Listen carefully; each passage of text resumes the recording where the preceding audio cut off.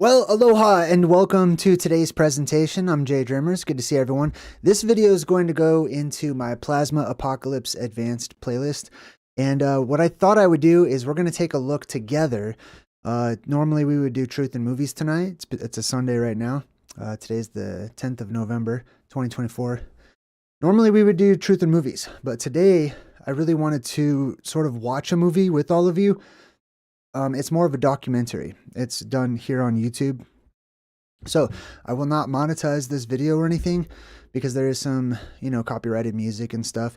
But it should stay up. And this should make for a really good conversation about the plasma apocalypse as I see it. While also taking into consideration this documentary on the electric universe and this presentation by the Thunderbolts of the Gods. Let me go ahead and start off by showing you where I'm going to be. I'm going to be here on the Thunderbolts Project YouTube channel. So let's go ahead and go there real quick. I want to share this with you. I love this channel. I doubt, I don't have any connection with them. I don't know if they watch my channel or whatever, but the information that they share on this channel oftentimes is crucial and relevant to the plasma apocalypse as I've been sharing it with others. As you can see, they have like the symbolism as their icon here. We're going to go over lots of symbolism in this video, and the video basically connects the ancient world. We're actually going to start here at 4:30 in the video. We're going to skip the intro. And I'm going to play this at 1.5 times the speed. Normally I listen at 2 times the speed. But for the sake of others, we're going to slow it down to 1.5. What we're going to do is I'm going to be commenting. I've got you guys here in the chat. What's up, Charlie? Good to see you. But good vibe tribe, everybody. Let's see. All right, so if you have anything that you'd like to share, go ahead and type in @JayDreamerZ. I'll try to get your comment put up on the screen or super chats or stuff like that. I'm going to be commenting all throughout this video. So we're going to take into consideration the evidence for what the person is presenting. Basically, this video, this documentary presents the ancient world, the ancient sky specifically, and how there's evidence the world across that seems to indicate that the ancient people saw strange plasma formations in the heavens, in our sky, and that they wrote them down, that they became myth and legend and many of the things that we talk about here already. I'm going to go ahead and read the description. Right now the video has almost 2.5 million views. This was put out December 4th of 2012. This is one of the main videos, main sources of information, main sources of inspiration for me personally when I started considering plasma and its role in, the cosmos, people might say, or within the earth itself. That's going to be a huge shift as far as perspectives go. This video is going to share with us their perspective. They have more of an academic model of space and things like that. So I will be popping in and I will be sharing with you my perspective and my cosmology and how these things relate for me personally. Okay, so it says here we offer David Talbot's first glimpses of celestial dramas in ancient times. Just a few thousand years ago, a gathering of planets hung as towering forms in the ancient sky close to Earth, provoking spectacular electric discharge formations above our forefathers and inspiring the vast complex of world myths and symbols. And you can go to the Thunderbolts Project. Here's the name of the video. We're going to jump in and talk about it. Keep in mind that the author is going to be talking about his views of, there being planetary systems out there and there's electrical discharges between the planets. He'll talk about, the works of Velikovsky and others. I highly recommend to just take it with a grain of salt, right? Many of us these days have different cosmologies or how we view the earth or the cosmos or whatnot, and ourselves within it. So just take what resonates, right? And we're going to check it out together. Also, whenever I'm sharing my views with you. What's up, everybody in the chat? Good to see you. Thank you so much. Shout out Sandy Smith, who used @JayDreamerZ. Don't forget to use @JayDreamerZ. Thank you. Ryan Hill, what's up, Ryan? Says, this video got me started on researching ancient apocalypse and symbols. Yes, me too. Susan Donahue, good to see you. All right, cool. So let's jump into things. Also, I'm going to play it right now. Please give me a thumbs up if the audio It should be about the same volume as my voice, that however your volume Pose is. a mystery yet to be resolved.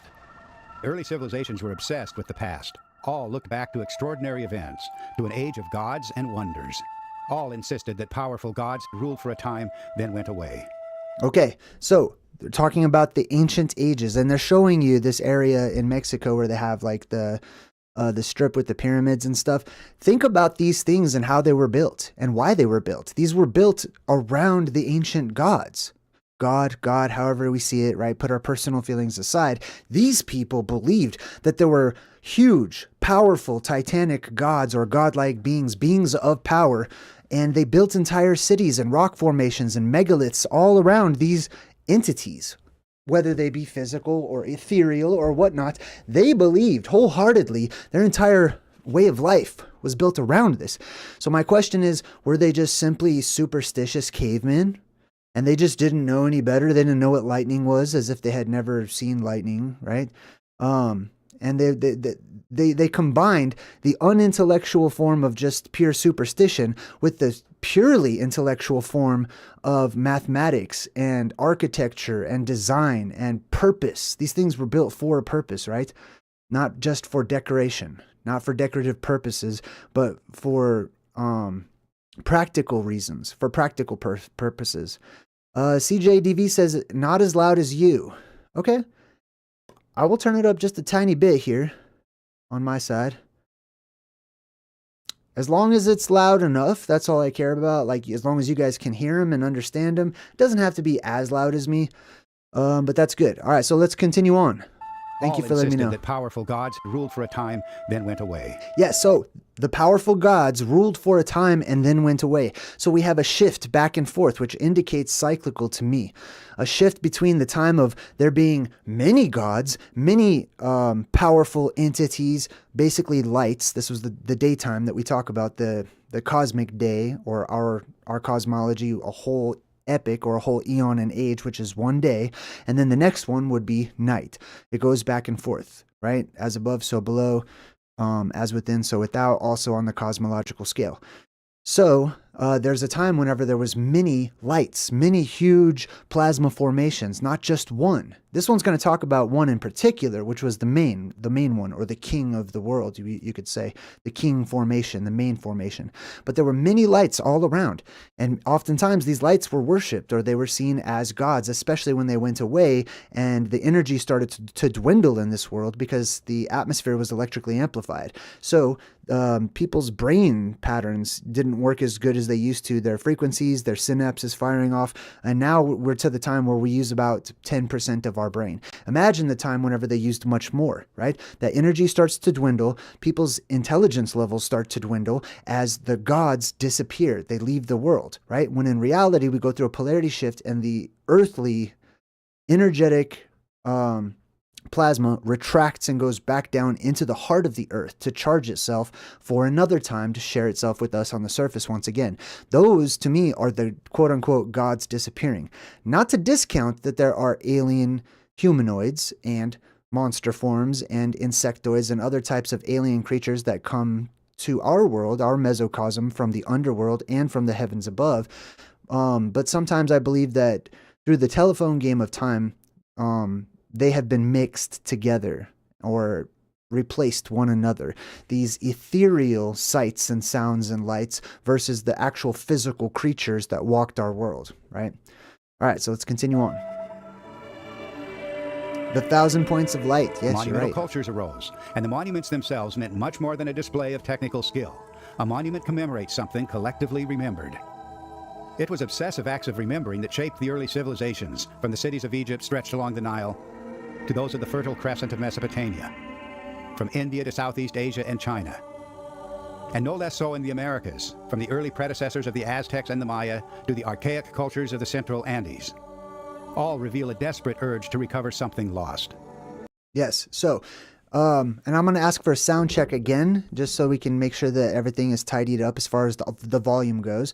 Let me know in the chat, does the video sound close to the same volume as my voice? Does it sound okay? And are you able to hear it okay? You know what I mean? But you can see civilizations across time and across the world. We look at those. We look at the architecture, where they're located, you know, the feats that were exemplified or are exemplified by what's been left over, the ruins of these past civilizations. It's clear that they all had things in common. One of those main things in common, and this is how and why we use comparative mythology to figure out and reconstruct and reverse engineer the past, which helps us ultimately to figure out the future if it's cyclical, right?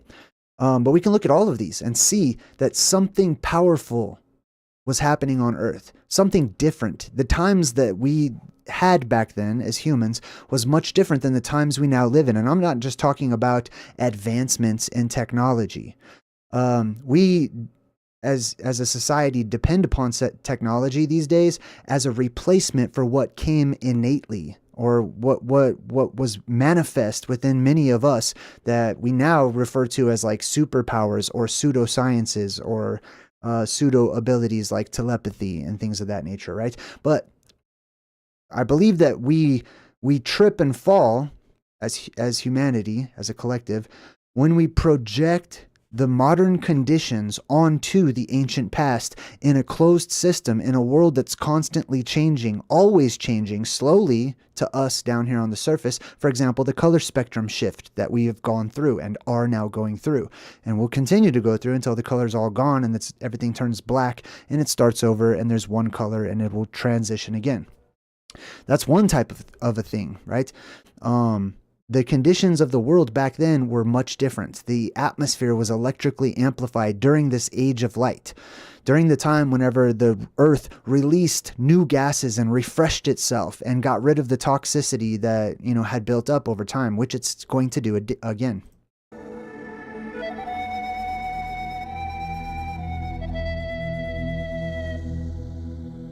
Egyptian priests called this lost epoch the Age of the Primeval Gods. It began with the rule of an earlier sun god, Atum, who later departed.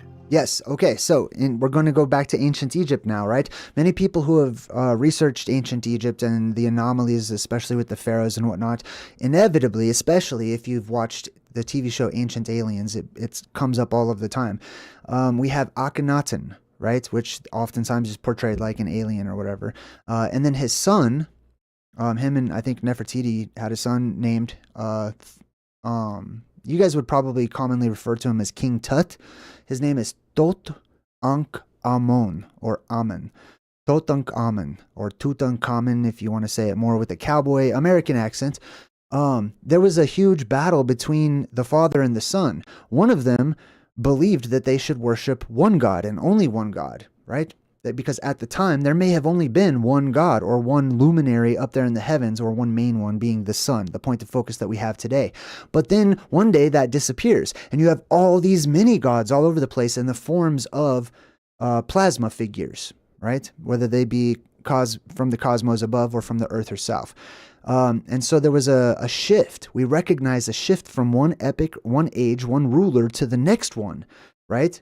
And it hadn't, I can't find evidence, and I'm not really, my intuition doesn't tell me that it was simply a personal belief system that was just impressed upon the people by one king and then another king. I believe that the conditions on the earth changed significantly to cause this and to cause the people to support it. Cuneiform texts speak of the god On, who ruled with terrifying splendor, then fled the scene. Okay, so this god On, also sometimes referred to as On, this is one of the quintessential sky gods, okay? When I refer to the sky god, I believe that there is a firmament over the earth, that there is a solid structure that keeps the world that we live on here on the surface pressurized, which creates pressure systems and weather and things like that. That is my personal view on it. On, the sky god, is an inverted dome, a portion of the actual bowl-like structure above our world, which is inverted and faces down towards us like an eyeball, and every other cycle, it is lit up. It is illuminated when that plasma comes in and the firmament breaks open and the sky falls, right?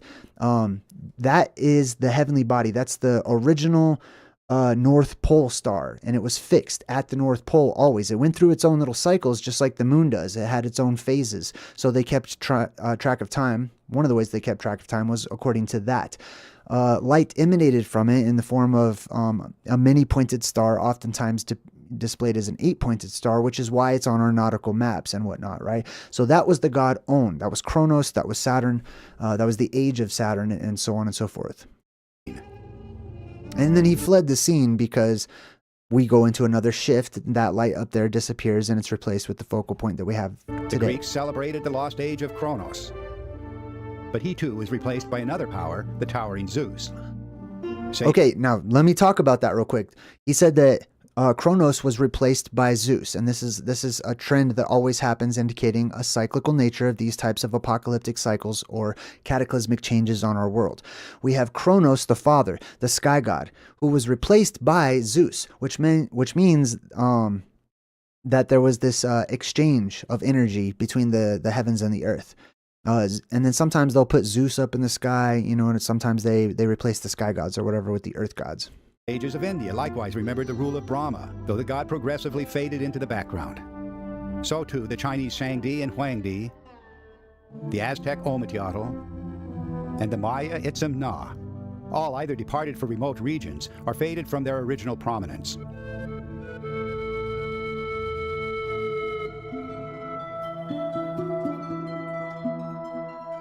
Okay, this says the broad spectrum of cultural responses to cataclysmic events attest to the profoundly unsettling impact chaotic events in the skies may have had.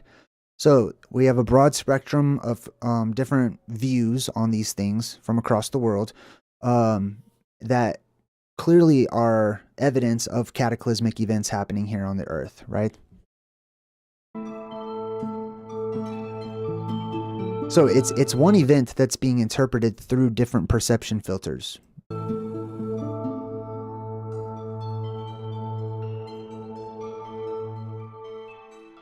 Through festivals and symbolic rites, the cultures remembered the lives of the gods. With every temple construction, every sacrifice, every harvest. Okay, time out. I want to talk about the sacrifices real quick, right? Oftentimes I feel like as a society, academics and the elite of the world, they purposefully show us things like this, and it's painted in a very negative, evil kind of a light, okay? These people had good reason, at least they believed that they did. It's not like it was just, you know, some evil priest or whatever that was out of control. The whole town supported these types of things. The reason I have found time and time again was to prevent the apocalypse. This is shown to us and reflected back to us through our collective subconscious by way of the medium of the media and fantasy and fiction and movies and stuff like that, right?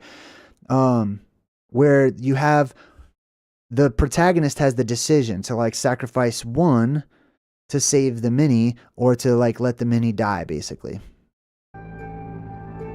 Every installation of a king. And I will also say this: the quintessential sacrifice is the main beam of light, the light of the world, the light at the center of the world that comes up out of Rupus Nigra, aka Mount Meru, at the Phantom Island that's circular in nature, shown on many medieval maps, which I call Hyperborea. By the way, if you're interested in that subject, I might as well plug my books right now. I offer my books, my most recent one, Return to Hyperborea, or my first book, The Plasma Apocalypse. I offer those for sale on my website. You also get autographed copies and some merch to go along with it. And depending on what you buy, you might also get like a free membership on my website, JayDreamerZ.com. The website is something you can sign up for monthly, and you can really take your time and go over the wealth of information that's constantly being built there regarding ancient Oblivion, hidden history and things of that nature, and the plasma apocalypse and all of the elements of the plasma apocalypse. There's other stuff there too, and you get a free 24-hour trial, so check that out. Every royal marriage, every New Year festival, the celebrants reenacted critical turns in the lives of the gods themselves.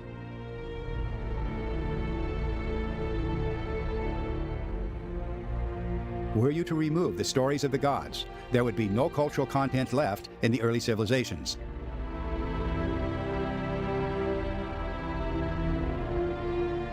Who were the gods? And why did the early astronomers declare that the most powerful gods were planets? Okay, so I'm going to comment on this too.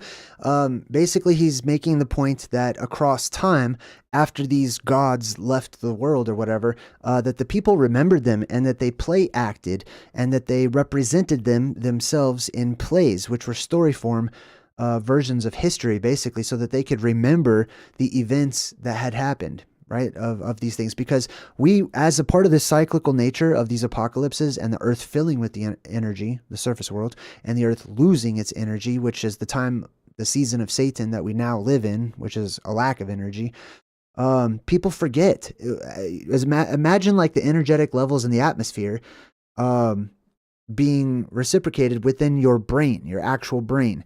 As those energies drop in the atmosphere, so does the energy in our brain, I'm saying, right? For an example. So that we're at like 10% of what it originally was. So people forget easily. The mythic accounts are punctuated by terror and cosmic violence. Urgent prayers and hymns reenacted the deaths or ordeals of great gods, recounting how one world age passed violently into another.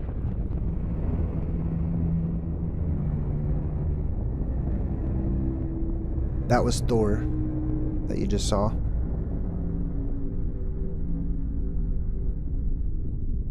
Okay, now we're going to get into the actual sky and what it looked like to the ancients.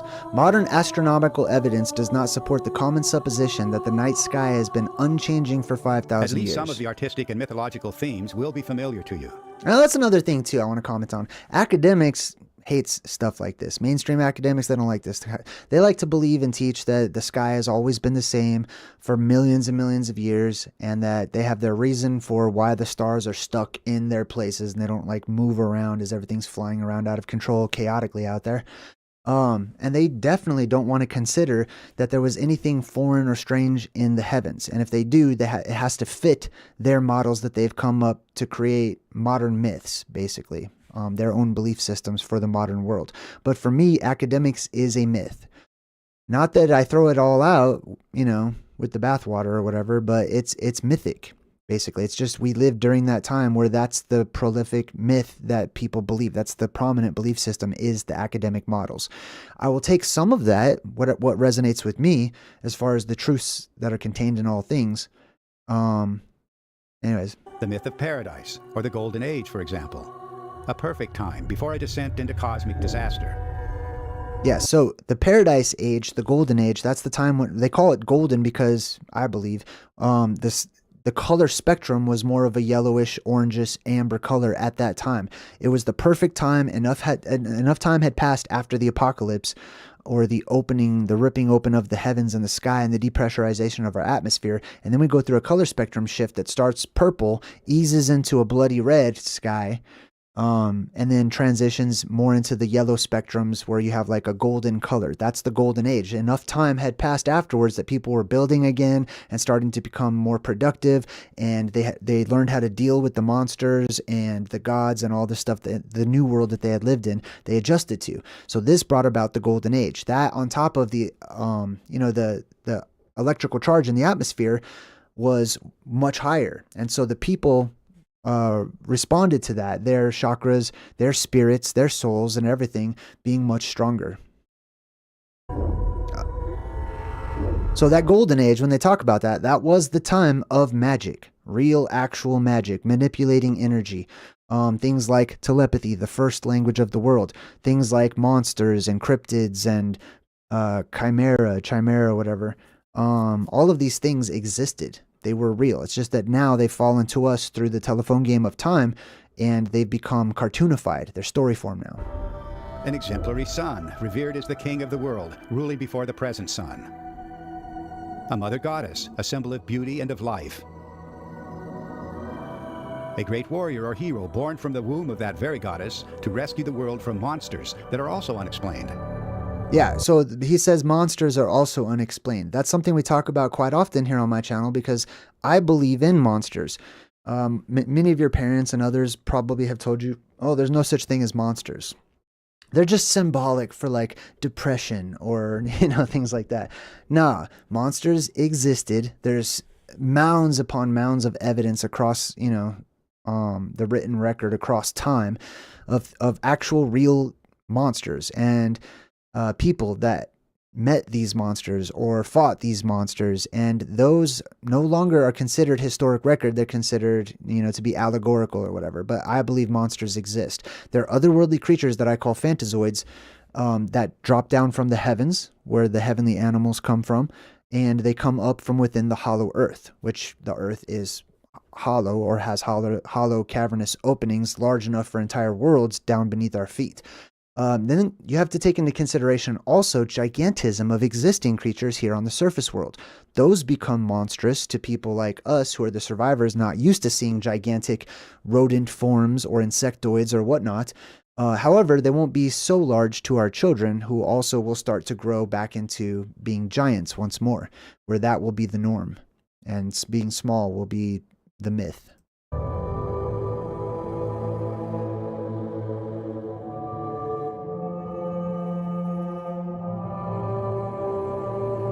Okay, this one right here says, although people have been probing into facts and stories about the dragon for hundreds of years, the dragon has yet eluded final interpretations. So people think they have a concept of a dragon. Some people are like, oh yeah, no, it was a real physical lizard being, creature, whatever, and they believe in the physical dragon, right? Other people internalize it and they're like, no, the dragon, it was symbolic, and what it meant was it kind of represented this or that. But I come from the perspective, and I believe that this does too, that the dragons were plasma formations, that they were slithering through the air and through the skies, undulating in the atmosphere, following electrical currents as the plasmas came into this world and were released by this world. And originally, dragons were not interpreted as having like legs and arms and mustaches and teeth and all that stuff. They were just lines. And then they started to add a ball at the front of those lines, indicating that this was the front. It had like a dragon ball, and the dragon had a ball in its mouth. So it was more like a worm that's, flying through the sky with the big ball in its face. What that is it's plasma that is dragging along, moving about, just like in the fireballs that you see on the news lately because of all of the gases that are being released by Mother Earth right now. And those are becoming ionized. You see these fireballs and they leave these tails or whatever. Well, imagine the atmosphere whenever it was electrically amplified compared to today. Those tails would probably be much longer, and the plasma would stay up there. The electricity would be visible for much longer, and it wouldn't just dissipate so quickly like it does today. Those were the dragons. Those were fireworms. WYRM.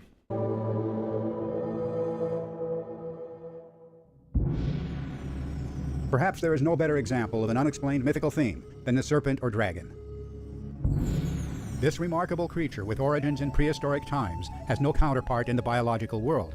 Yet it was remembered on every habitable continent and persisted across the millennia into modern times.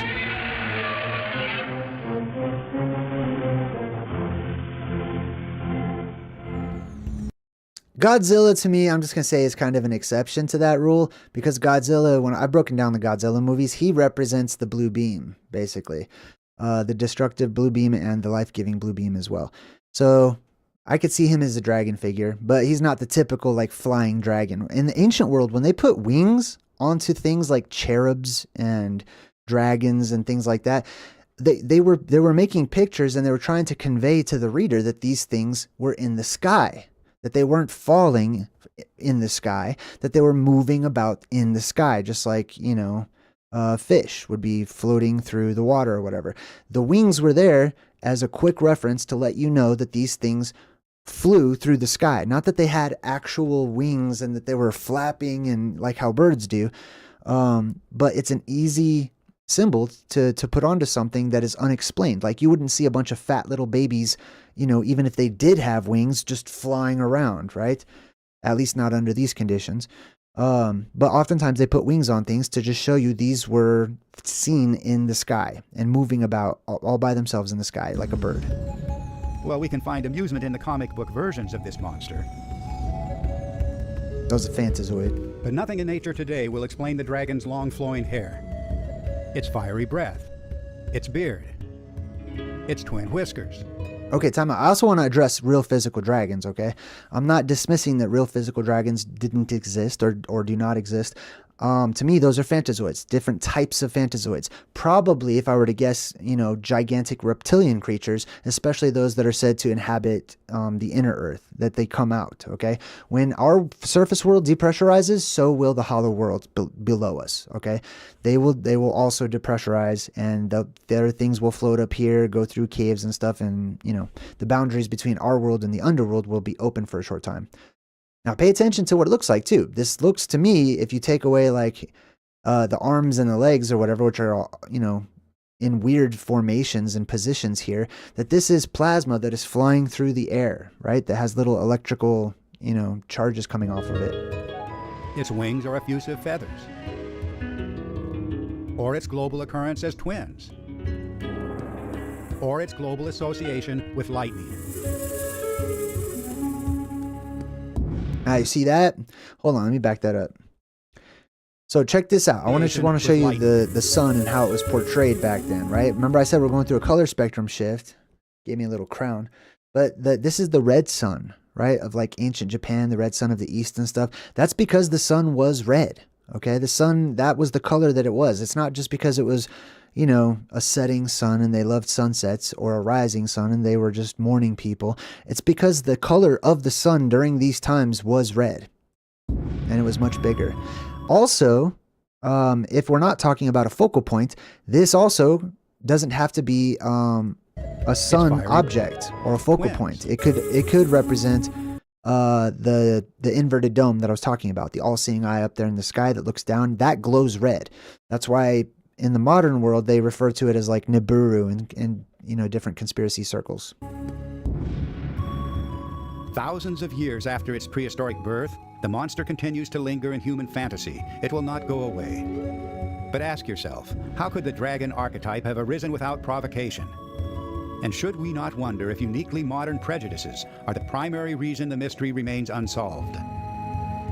So what he's saying is that, is it possible that because of modern academics that they have a prejudice against ancient myths, because it's not happening today, it's not happening under these conditions, and therefore it never happened at all, which doesn't seem like a wise supposition to myself. With one voice, every ancient culture insisted that our world was once a much different place.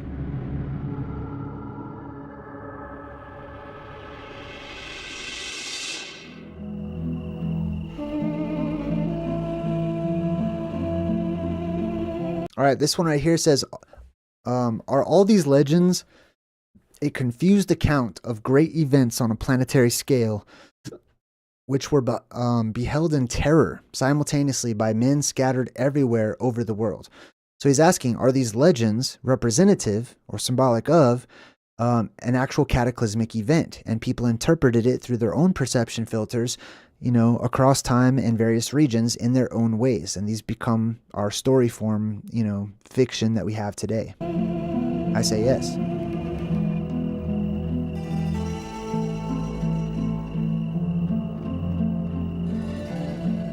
Several thousand years ago, events of beauty and terror provoked an explosion of human imagination.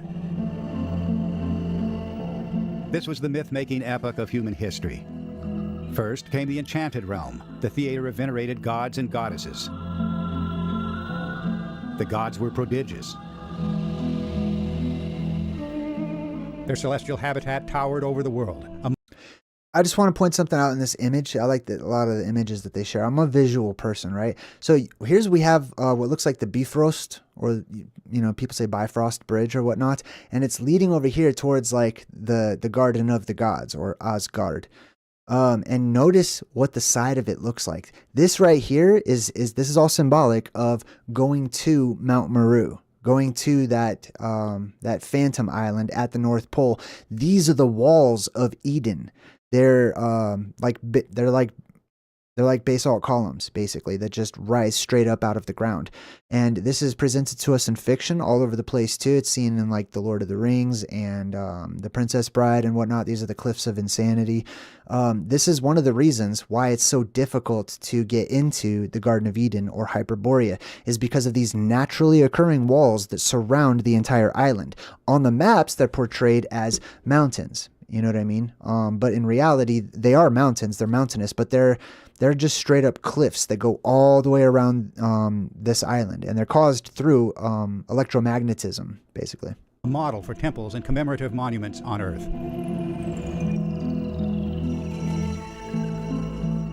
But the gods grew capricious.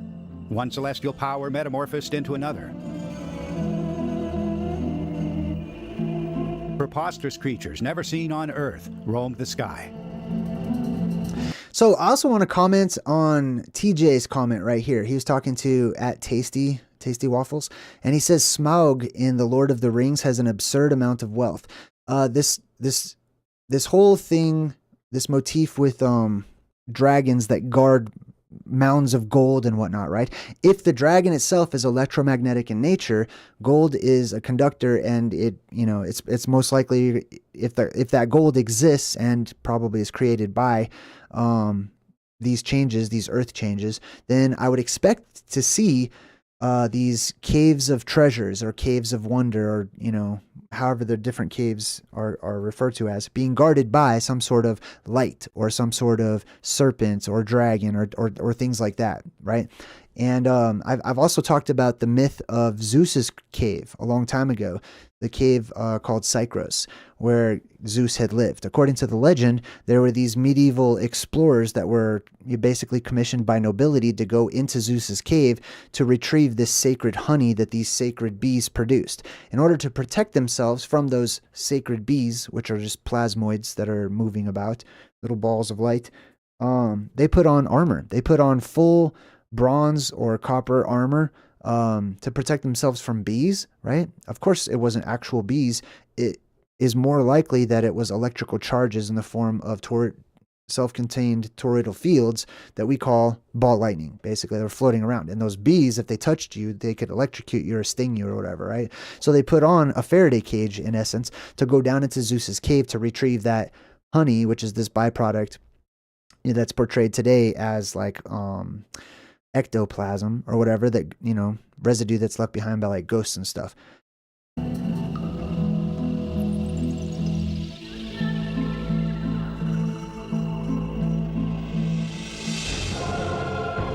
The gods turned violent as heaven itself fell into chaos. Then celestial warriors and monsters appeared to battle in the heavens, wielding weapons of thunder and fire and stone. That's another thing that's been seen all throughout history, is a war that takes place or seems to take place in the heavens. That there are these two different forces up there having like a type of Star Wars, or the war between the stars, or the war between the lights and the skies and whatnot, right? Red and blue, a lot of red and blue symbolism in like the movies that represent this. But even during like the destruction of Jerusalem, whenever Jerusalem was being sacked by the Romans, the Jewish historian Josephus, he describes, and many others do too, this war that was happening up in the heavens, that there were these chariots racing back and forth, that there seemed to be soldiers, and they were all clashing with one another. And other times they even mention seeing things like a sword in the heavens. Our challenge will be to account for this outpouring of mythic content.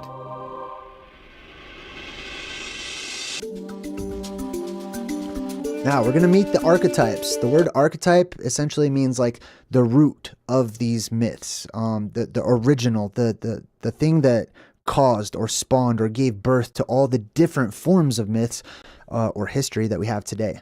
So we're going to take a look at the archetypes. The only way we do that is by taking all of the different comparisons between the myths and finding what resonates and what matches between them. And we build and we go backwards in time to find the origin of these things. And we also include the modern myth too, right?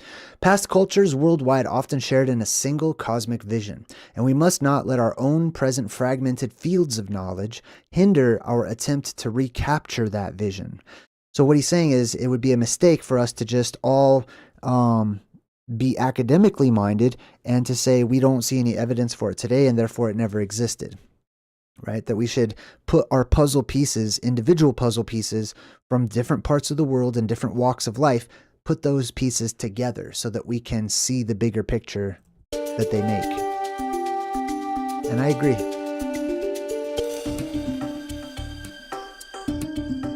The eminent psychoanalyst Carl Jung called these deep patterns the archetypes.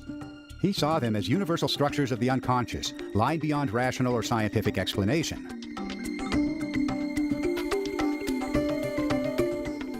Okay, so the Dragon Slayer archetype is where we're getting into next. I will tell you from a plasma apocalypse viewpoint, I discuss terrestrial plasma, or terrestrial beams of ionized gases that burst forth from the cavernous systems below us, and cosmic plasma, or heavenly plasma, plasma that comes down from the sky. The plasma that comes down from the sky typically is red spectrum in color, and its defining feature is that it is divided amongst itself. It divides as it comes down, just like lightning. It spreads out and it comes down, and it is able to move about as well. It's able to like walk about the earth. But then we have the Dragon Slayer, which is always personified by a single beam or a single spear or a single sword or whatnot. And that's why the sword defeats the dragon. That single sword is the largest beam on Earth that comes up out of the Earth from Mount Meru at the center, or the axis mundi, the axis of the world, the center of the world. And it shoots straight up. And whenever they meet together, right, is the neutral point of a polarity shift. And when that neutral point is over, the sky will heal itself and that plasma from above will be cut off, and you'll see just little tendrils that drift away. And it looks to onlookers, or can be interpreted as the sword or the beam having conquered or cut off or destroyed or killed the dragon creature, right? And that would be during the time whenever the Age of Light appears, and those beams stay for a very long time. Yes, the myths seem incomprehensible to us, but the archetypes offer a pathway through the confusion. They are the points of agreement between the far-flung cultures. And this agreement rises above the carnival of confusion and contradiction.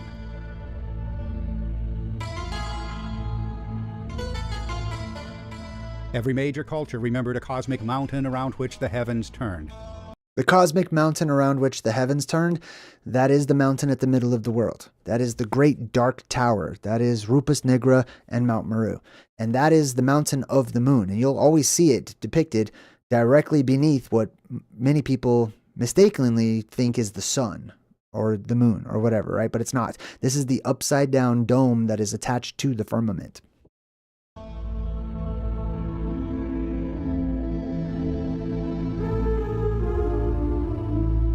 And every culture chronicled the terrible aspect of the Mother Goddess. Were there no common experience, the archetypal agreement would not even be possible. All that is required here is a willingness to meet the archetypes, and without fear or prejudice or any advanced assumptions, to hear their message. Okay, hold on. I gotta comment on that one. The existence of hundreds of archetypes.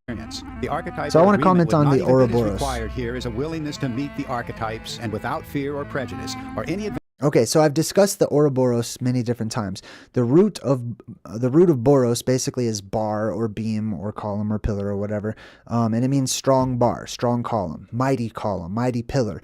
Oro or aura essentially just means light at its root, right? So a pillar of light is the world encircling serpent. Now there's two different ones. There is a serpent or plasma that encircles our world outside of the firmament, swirling around, providing light through the firmament itself, giving us the moon and the sun and things like that. But then we have a smaller version at the center of the world. Let me go ahead and share this with you. I'm going to pull up Mercator's Arctic map. I use this for reference quite often. There's many different versions of this land at the North Pole. But we're going to take a look at this together. This to me is a great representation of the Phantom Island that I talk about, that is portrayed on many different medieval maps and many other maps as well. At the top of the world, at the North Pole, this mountain at the center is that cosmic mountain. This is the holy mountain. This is the meeting mountain of the gods, the angels that descended upon Mount Hermon in the book of Enoch. This is Olympus. This is Sinai. This is this is the quintessential root or the archetype for all of these different holy and magical mountains. Okay, which mountain? I mean, there's different ways and descriptors and whatnot, right? But this mountain is a plasma volcano. It's a tower that's created by the earth itself through electromagnetism. And it lifts high up into the air, and then it's hollow on the inside. And so the light shoots up out of it, or the ionized gases from the Zephyr, they shoot up out of it, and it creates a beam that shoots from here up into the heavens, and then eventually splitting off into wings or auroras or like a cruciform shape up in the heavens. So that's what we're talking about. And then around that, we would also expect to find, I would expect to find, talking about the Ouroboros, let's go back to that real quick, that there is a dome of magnetism that goes around this. So, because you have basically a giant magnet in the form of Rupus Negra at the center of the world, it creates its own little dome of magnetism, and this is the diameter of that dome, where you see all these mountains. See how it's a complete valley and it's a mountain range going all the way around, right? So the plasma on the inside, some of it gets trapped within this magnetic dome. The rest of it has enough velocity to escape that magnetic dome. But that plasma fills in, and then it conforms to that dome shape. So you get this energetic, swirling, serpentine electrical dome that is over this island that also helps to protect it from invaders, people coming in when they're not supposed to be there, and it makes it very difficult for people to leave as well, right? So not only do you have the cliffs of insanity and these huge towering cliffs that wrap around the Garden of Eden, the walls of Hyperborea, but you also have an energetic barrier, or a force field, you could say. And this acts as the Ouroboros, which is the serpent eating its own tail. It's not actually eating its tail, because if you thought about that, it would get smaller and smaller. It'd be shrinking, right, as it continues to eat its own tail. It is twisting around. It is moving. This is trying to convey to us movement, which is a circuit. It's moving in this direction, and it's going all the way around, encircling the god, or the god figure, or the archetypal god figure, or whatever, right? Which is the beam that shoots up out of this right here, right? So the circle, or the snake, is guarding Hyperborea, or it's guarding Eden or whatnot. All right, let's continue on. Advanced assumptions to hear their message.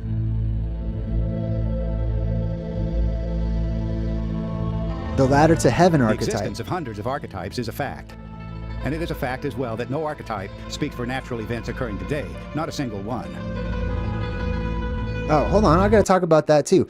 So I've got a theory on the Jacob's ladder, basically, right? When they say the archetypal ladder, or the ladder that goes up into heaven.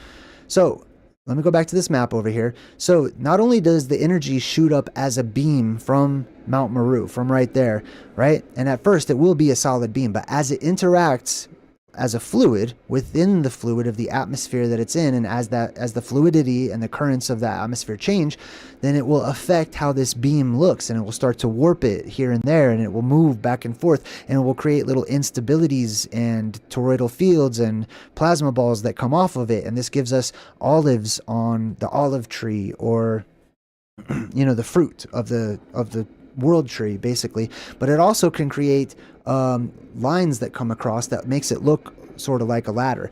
Also, if we take into consideration, I have a theory called the Hyperborean electrical arc theory, where we have an anode and a cathode mountain as well, because there's 7 different plasma volcanoes that surround or act as advisors to this main one in the middle, right? And it gets deeper than that, because those 7 can change. They can become more as far as lights in the sky go, and they can split and stuff too. But there's 7 main ones, okay, that can get up to like 12. And this one in the middle acting as the 13th, right? This is the round table. This is the sword and the stone. This is King Arthur, etc. But anyways, so if you have an anode and a cathode on either side, then you can have an electrical arc between the two, which also would create like a sort of ladder formation, or a ladder-looking plasma formation. The existence of hundreds of archetypes is a fact. At the dawn of civilization, all of the archetypes were already present. So we have like Osiris, Adonis, or Adonis. Jesus is another good example, like the dying god, right? And it's another archetype, it's another motif that's prevalent across comparative mythology, is looking into this concept of the dying god, right? The god that appears and then dies, goes into the underworld, because that light, that energy is sucked downwards into the bowels of the earth like we talked about, but it's only charging to be re-released one day, which is it being resurrected and coming back up to the surface. This says the extreme preoccupation of most early societies with celestial imagery appears to be a part of a worldwide phenomenon, which means that it seems to these people that the ancient world was preoccupied with things that were actively happening all of the time, every day in their skies, which to me suggests an electrically amplified atmosphere.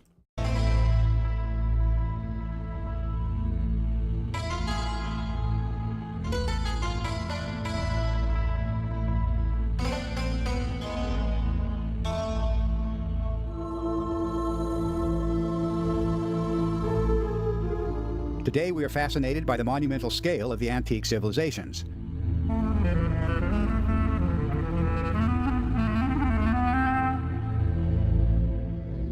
But what were the essential memories that drove the monumental culture so obsessively? The threads of evidence trace deep into the prehistoric past, a world barely recognized, but not entirely lost.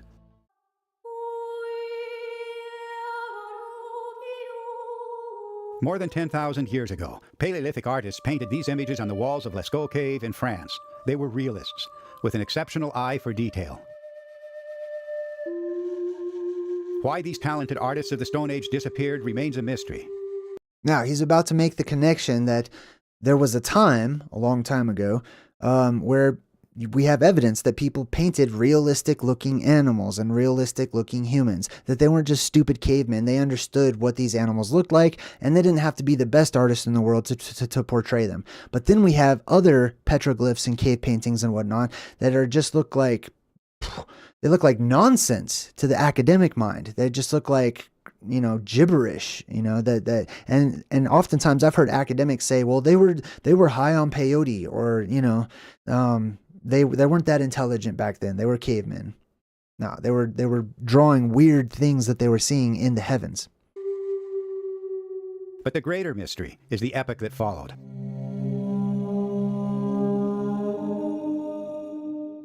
Now you see this, right? These are the different pillars. Or, you know, would look to me like different pillars. If you imagine that there was a time when there was terrestrial beams of light that are coming out of every single cavernous opening on Earth, that would also create subsequent sizes and strengths of those terrestrial beams of light, they would shoot up from the ground like this, and they would look in different ways, and you can have like eyes on the top with little plasma balls or toroidal fields or whatever. And these are described in ancient religious literature as well. It seems that Neolithic artists lost the ability to depict nature as we know it. Now, were there just huge, gigantic, tall, cloaked figures that were just menacingly, weirdly standing there for posing for a picture? Possibly, I don't know, but I tend to lean towards more this is something that Mother Earth was producing and the people drew it. Accurate representations of nature are present, but the dominant style produced a carnival of ghostly creatures and absurd forms never seen in our world. Yeah, you see that? Look, they got like what looks like Sauron over here and stuff. They clearly have a human over here. They clearly have a deer and stuff over here. But then you have this. Like, here's what appears to me like a huge, gigantic beam of plasma that's shooting up, and then an electromagnetic dome like we discussed on the other side of it. You also have like the hands that look like branches or something. You see that oftentimes in like pop culture or fiction or whatever, of these tall light beings. And these were beings of light. They were actually lights, right? And so oftentimes their hands look like branches and stuff. We have this today. It's called sprites. I mean, there's different forms of weird, they're called transient luminous events, or TLEs. They're just real quick flashes of light in the conditions that we have in the atmosphere today that have less energy in this world. But in an electrically amplified atmosphere, these sprites and blue jets and other, you know, transient luminous events, they would stay in the sky. They wouldn't just be quick flashes that, would be rare.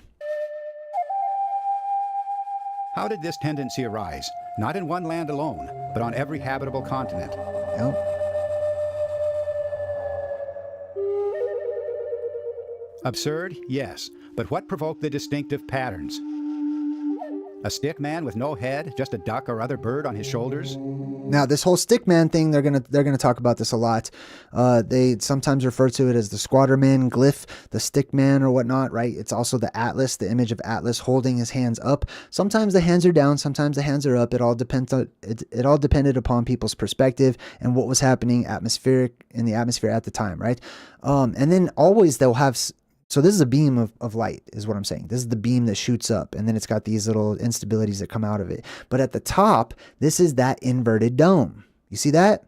That right there is not the body of a duck. That's an inverted dome, or the all-seeing eye, where this beam hits. The beam will always go into the eye. And then you have plasma that is leaking out or off to the side following the jet stream or the currents up there or whatever, that it just kind of leaks out and it swirls off of that dome from the hole that's right here at the pupil of that eye. Hundreds of variations on this theme occur in the American Southwest. This is also why you have so much alien duck symbolism too. And just like the rubber ducky, you'll see that they put that in a lot of movies and stuff. But the pattern doesn't end there.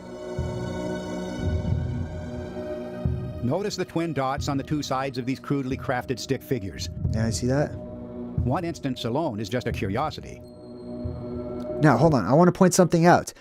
He's going to go into detail as to what these little dots on either side of this, it's under the armpits of this Titan, right? So if you follow Norse mythology and you learn of Ymir, this Titan that basically helped to terraform or create the earth itself, it says that life came out of his armpits, right? So these are the armpits right here where life is produced or fruit is produced or whatever, which he'll describe in a minute. But some people might have a different perspective. Some people might see different images when they look at this, just like a Rorschach or the Rorschach test, right? Some people would see a stick figure guy who's holding his arms out, and they'll interpret that in different ways.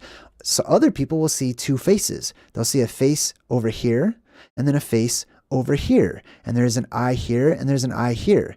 Or they'll see this as like the hair, and this is the beard of one face that's facing that way. And then this is the hair and this is a beard of the other face, and this is the eye facing that way. This is Janus. This is the two-faced god, right? Some people would also see that there's clearly like a mountain right there between the legs, right? There's plasma volcano. But widespread patterns must have an explanation. And other details only accent the irrationality. Sometimes this is also drawn as like a frog or other, animal type figures as well. Recently, an answer to these mysteries came from outside traditional archaeology, from plasma science and laboratory experiments with electric discharge. Plasma scientist Anthony Peratt of Los Alamos Laboratories has shown that these stick forms recorded electrical events in the sky. Something like the northern lights we see today, but 1,000 times more energetic. Okay, now the next section we're going to go into is we're going to look at plasma physics, and we're going to take a look at tests and studies and people replicating different conditions using plasma and plasma beams and toroidal fields and stuff. And they're going to give you comparisons between the petroglyphs and the ancient images that people drew of things they saw and what plasma looks like under controlled environments when it's manipulated and how they match one another. But first, we're going to take a quick break. Go ahead and check out the intermission. Use the bathroom if you need to. Remember, check out my books, Ancient Oblivion, the series. We got Ancient Oblivion, the Plasma Apocalypse, which is all about the bad news, the apocalypse that's on the way. And then the good news, which is Ancient Oblivion, Return to Hyperborea, which talks about the Garden of Eden, Hyperborea, the mythic and phantom island at the North Pole, and its importance to survivors. All right, we're going to take a quick break and be right back. This is going to be a prophecy from the witch known as Mother Shipton.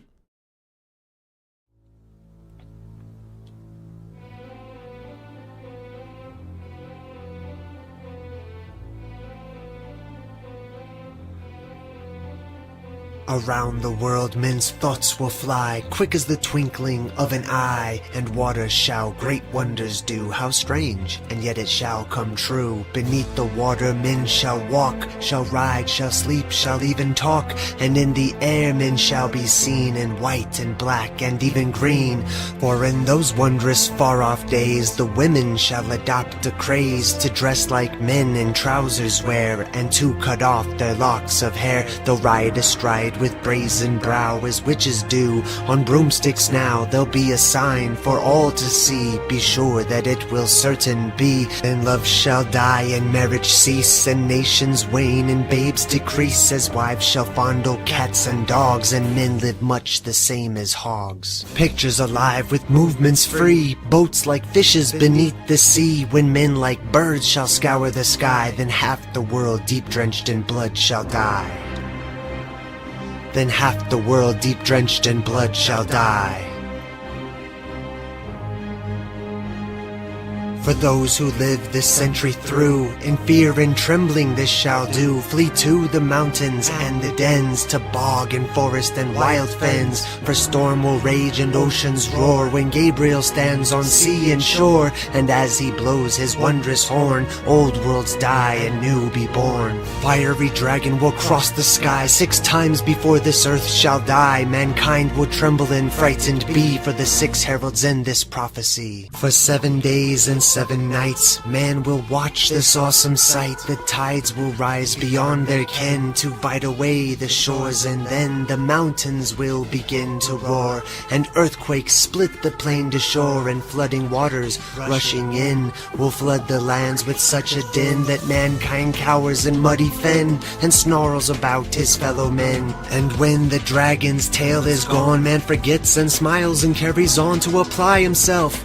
Too late, for mankind has earned deserved fate. His masked smile, his false grandeur will serve the gods their anger stir, and they will send the dragon back to light the sky. His tail will crack upon the earth and rend the earth, and man shall flee king, lord, and serf. And men will die of thirst before the oceans rise to mount the shore, and lands will crack and rend anew. You think it's strange, it will come true. And in some far-off distant land, some men, oh such a tiny band, will have to leave their solid mount and span the earth, those few to count. And those surviving this will then begin the human race again. But not on land already there, but on ocean beds stark, dry, and bare. Not every soul on earth will die as the dragon's tail goes sweeping by. Not every land on earth will sink, but these will wallow in... Okay, we're back. All right, so we're back from a quick break. We're taking a look at symbols of an alien sky. We're live right now. It's good to see everybody in the chat. I'm glad that you guys are enjoying the presentation. Now we're going to shift into comparing these ancient models and myths and glyphs and petriforms and stuff to actual plasma physics. Let's take a look at this. And he matches the rock art forms precisely to the configurations taken by electric discharge in the laboratory. The rock art images are explained as sheets of intense electric current in the evolution of a plasma discharge. The central column you see in this stylized representation is the axis of the discharge. So this central column right here is the axis of the discharge. Now it seems to me, I'm not 100% sure, but it seems to me that the people who made this particular video, this also kind of looks like an alien as well. The people that made this particular video, that they might believe that this discharge came downwards from above. I do talk about the discharge that comes downward, but it's not really a discharge. It's just focused sunlight as the sun makes its way to the North Pole during this next shift that we're going to go through. And that also creates a false beam or a blue light that is destructive in nature and very hot. That comes down, but it doesn't create this type of a shape like a grail or anything. That happens whenever the energy reverses and comes up out of Mount Meru and heads upwards, spreading out, conforming to the inverted dome directly above it, and also creating these little instabilities off to the side, right? And then you have like the dome around the Garden of Eden right here. Wrapped around the axis is a torus or donut-like tubular sheet of charged particles. The observer sees through the transparent formation, champagne glass above, squash bell shape below, so the plasma density is greatest at the limbs.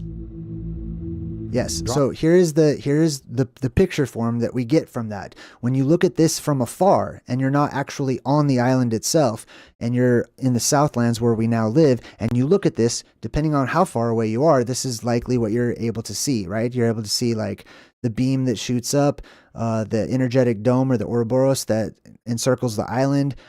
These two legs could possibly be from anode and cathode, or it could just be the actual dome that, covers Hyperborea.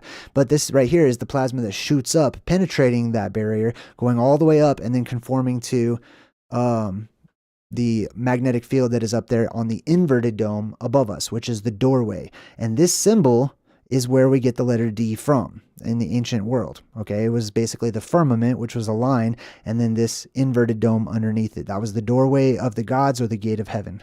Drawn in 2 dimensions, the formation matches the stick man carved globally on stone by the thousands. The 2 dots under the stick man's arms are the exceedingly bright, high-energy radiation called synchrotron radiation, emitted from the center of the torus.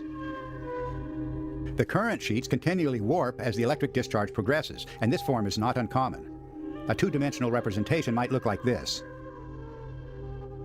Yeah, so that's also critical when looking at these things. They're drawing what appear to be a 2-dimensional image. They're just showing it from one direction. But if we take into consideration that, for example, things like that dome of the feet, right? This dome at the bottom, this would have gone in 360 degrees all the way around. So it's not just legs that come up and go off to the side like they're lines. This is 360 degrees all the way around. So another example, let's say you had subsequent beams around the throne of God or the 4 living creatures as it's described in the Bible, right? Depending on your perspective, you might not see all 4 of them. You might only see 3. You would see this one over here. One would be hidden on the other side of that. Another one hidden in front of it, so you just see one line, and then another one over here. That would be, 4 living creatures, but you would only see 3 beams shooting up out of the earth because these 2 are perfectly in line with one another. It's kind of like when you go bowling and you look at your lane versus everyone else's lane. It's a different perspective, so it looks different to people. Sees through the transparent formation, champagne glass above, squashed bell shape below, dimension. The 2 radiation emitted from the center of the torus, and this form is not uncommon. A 2-dimensional representation might look like this. Pratt's work has shown that the stickman, the duck-headed version of the American Southwest, and variations from Hawaii to Saudi Arabia, is a plasma discharge formation, a subject on which he is an acknowledged world expert. Pratt's investigation is entirely independent from our own. Thousands of rock art images have enabled a supercomputer to identify formations as seen from different positions on Earth. The fit that he has documented cannot be accidental. And yet our own investigation, which preceded Pratt's by almost 3 decades, converges with his in extraordinary ways, as I shall clarify in the 2nd episode of this series. So here's another good example of it right here. There's one here. Sometimes you'll see also that they'll just draw squiggly lines, and so people will interpret this as, oh, that's a snake, and they're trying to tell a story, and this is a lizard, and that's also a lizard, and who knows what this is, right? But this is the same exact figure with balls of energy going all the way up and down it. It's also Yggdrasil, the tree of life, and there's like a squirrel that goes up and down Yggdrasil, passing information. This is the all-seeing eye. This is the one eye. This is the cyclops, or the circular eye, that is seen up in the heavens. For scholars and scientists as a whole. Now, this one I do want to comment on as well, right? As above, so below. So remember this map that I showed you, right? Where we have what looks like an X that goes through a double circle, or the doom shape when it's above. That's what we're looking at right here, basically, is we have a circle and then a dotted double circle, and then we have an X over it, right? So my theory is that if the firmament is made of ice or a reflective material, that whenever it's lit up from below by terrestrial beams of energy, that it will cast a reflection of what is below it, namely us, namely our geographic features, which helps to ancient cartographers to be able to map the world, even though it would be, distorted in some places based on, the shape of the firmament or whatever, but they could map the world just by looking up, by seeing a reflection of our very own world above them in the mirror that is above us. Rock art remains an unsolved mystery. For 200 years, experts have debated over the vast library of images on All-seeing stone. eye. Definitive considerations are now in hand, calling for a new perspective, one that follows the compelling evidence for high... Oh, that's another thing too, is I'm going to comment on the spirals. You'll see a lot of spirals in rock art formations as well. Remember that whenever the plasma comes down into our world, there is a depressurization of the atmosphere, which creates a world storm. So all of the winds and the jet stream and stuff, they start swirling around and lowering basically in a massive low pressure storm. The plasma is going to swim around in that. So it's also going to spiral around and circle around, initially at the very least, until the winds die down and eventually disappear. High-energy electrical events in the ancient sky. And those who pursue this line of investigation must not be afraid to ask how the movements of planets may have contributed to an electrified cosmic environment, of which science knew nothing only a few decades ago. I also want to comment on that whole duck-headed thing here. May have contributed. So here's another example of the duck head, right? That, like I said, it's the inverted dome above us, and that dome, it goes through its own phases, just like the moon, how we talked about, right? So imagine you're seeing this from afar off, a different perspective, rather than just directly underneath it. You'll more likely see a dome shape, or like a squinted eye shape, than you would see a circle shape, right? And that's what we're looking at here, basically, is there's this dome. And it creates the horns of some sort of god figure as well, right? So oftentimes this is referred to as the cosmic bull. These are the horns of the cosmic bull. To an electrified cosmic environment, which is representative of evil energy that comes down into our world, fighting against the good energy that comes up terrestrially. Which science knew nothing only a few decades ago.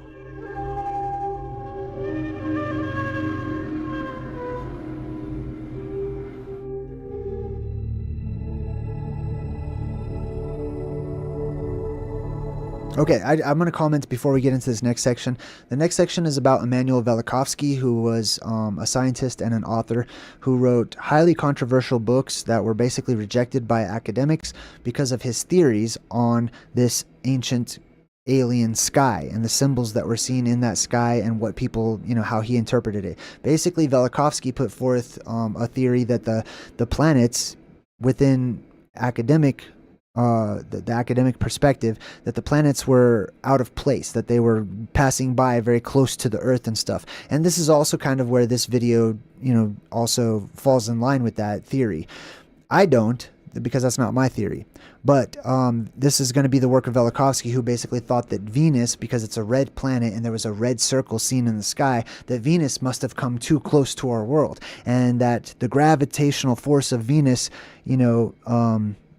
nullified our gravitational force as it pulled towards it, and then that accounts for like the Red Sea, the waters rising, gravitational anomalies and stuff, when in reality I believe it was just the depressurization or the opening of the firmament, which allowed all of the atmosphere and gases to escape, which were replaced by an equally buoyant force from all around, causing things to lose their weight and their density and whatnot.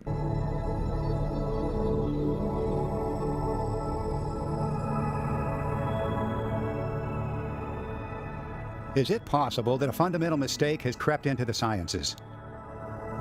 Yes. Today we witness an unshakable confidence in the regularity of planetary motions. But is this confidence truly justified? I need to take you back about 37 years. That's Immanuel Velikovsky. That was when the controversial theorist Immanuel Velikovsky lit a fire for me. He was the author of the book Worlds in Collision, first published in 1950. And several other books that followed. In these books, he reinterpreted both planetary history and human history. A distinguished scholar, colleague of Albert Einstein, Velikovsky had claimed that planets formerly moved on unstable courses, and more than once a planet came close enough to Earth to cause global catastrophe. Most astronomers dismissed the book out of hand, and some threatened a boycott of the publisher Macmillan, forcing the company to drop the book when it was the #1 bestseller. But when the space age arrived, our probes of planets and moons revealed devastated surfaces, inspiring renewed interest in Velikovsky's claims. Right. So when the space age arrived, which was NASA and other government agencies that went up to explore the dome itself all the way out to the extremities, which is Antarctica, which is why they have so much interest in going to some frozen wasteland where there's allegedly just pretty much nothing out there. It's a desert, according to academics. They really have a huge vested interest in it, and so has people like Hitler and other world powers and various actors and singers and you know, what do you call them? Astronauts or whatever.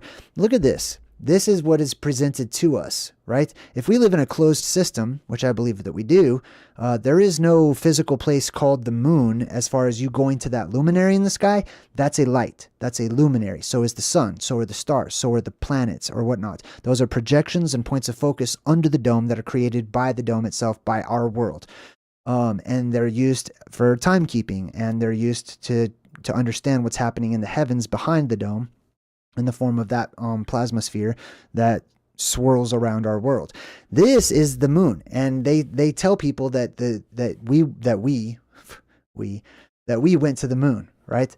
First of all, there's no we at all, right? They say we so that you feel like you're included, right? Because if you're not, then it's just peer pressure, basically. And then the moon is always in black and white, right? Like, it's this weird, they clearly changed like the colors and stuff like that. Like, there's so many, look how blurry this little hill is in the background. There's so many problems with this story, and the fact that no one's ever gone back and there's no footage of like people walking around on the moon for the last like 70 years or something ridiculous. The moon story is garbage, and it begs questioning, and it opens the door to the implications are, well, if it's not true, then what does that change about my understanding of the world I live in and what I've been told by authorities and my cosmology and stuff, right?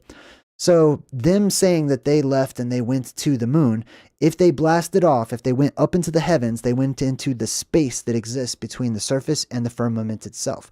The firmament itself is the physical portion of what we would call the moon, casting a projection of, you know, the inverted dome up above us.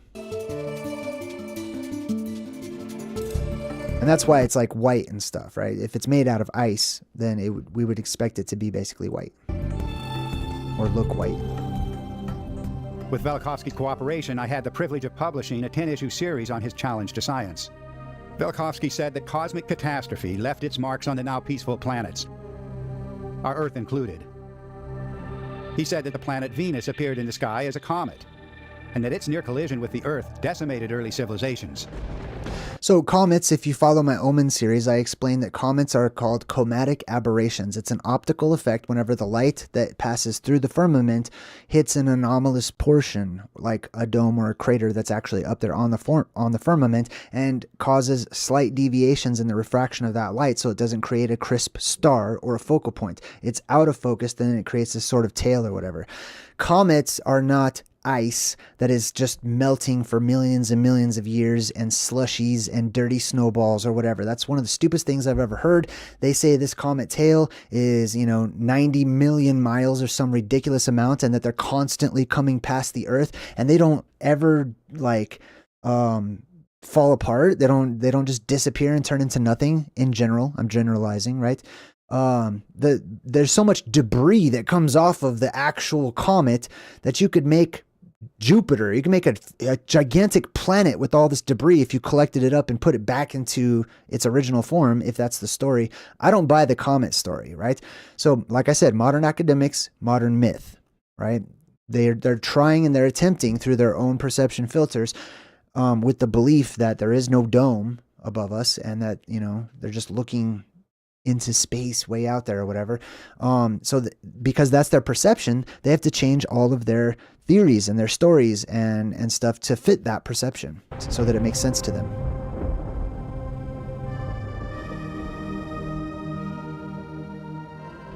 He said that electricity was highly active in these events. Planets moved. Okay, time out. So they're showing you this cover of this book where they're portraying Venus, and that it has this like discharge that's traveling through academic space and stuff, and it's coming down here to hit the Earth or whatever. But in reality, what this is Nibiru, or the eye in the sky, or the inverted dome that lights up, which is the ancient polar axis god of the sky. and electricity comes out, Medusa's hair, right, and other things. Moved on erratic courses, and on occasion they nearly collided as cosmic lightning bolts flew between the approaching bodies. And he said that human memories of these events constitute evidence that science cannot afford to ignore. It soon became clear to me that Velikovsky had opened the door to a new possibility, perhaps even a new understanding of the mythic archetypes as a whole. But why did the evidence always seem too preposterous to believe? Why did all of the archaic cultures stake everything on memories of the gods as towering bodies in a former sky? Notice the blue color of many of these gods.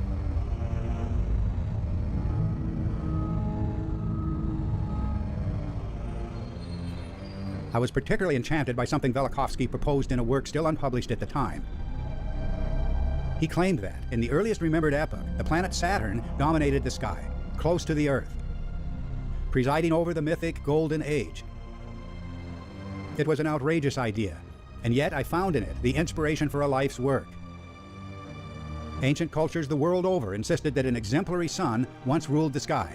Yes, and that's crucial in understanding our ancient Oblivion through the perspective of comparative mythology, is that there was a different sun. So all the different times, if there was a different sun or a different light source up in the heavens that was not the focal point that we call the sun today, then we have to reinterpret, or it serves us to reinterpret these suns that and what they actually were during that time. Oftentimes in Freemasonic imagery, you'll see that they portray this sun as a dome in the heavens, or an inverted dome, or an eye, or whatnot, and it's between the sun and the moon, which tells us that this was not the focal point called the sun in the heavens. This was a different light source. This was a circle that had another circle around it, or a disc or whatever around it. He'll show you some good examples. This former power was the creator Atum-Ra, ruling from the center and summit of the sky.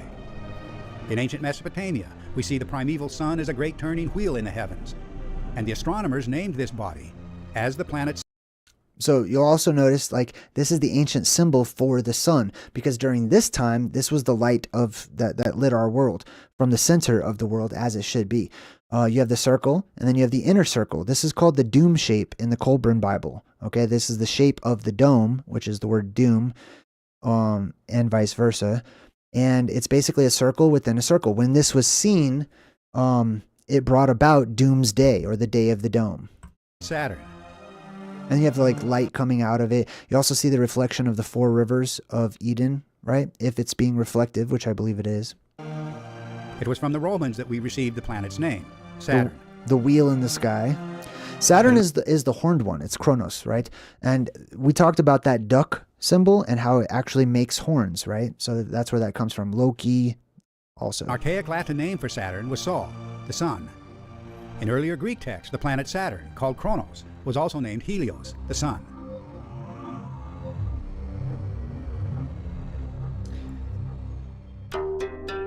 Even the alchemists preserved this preposterous identity. They called Saturn the best sun.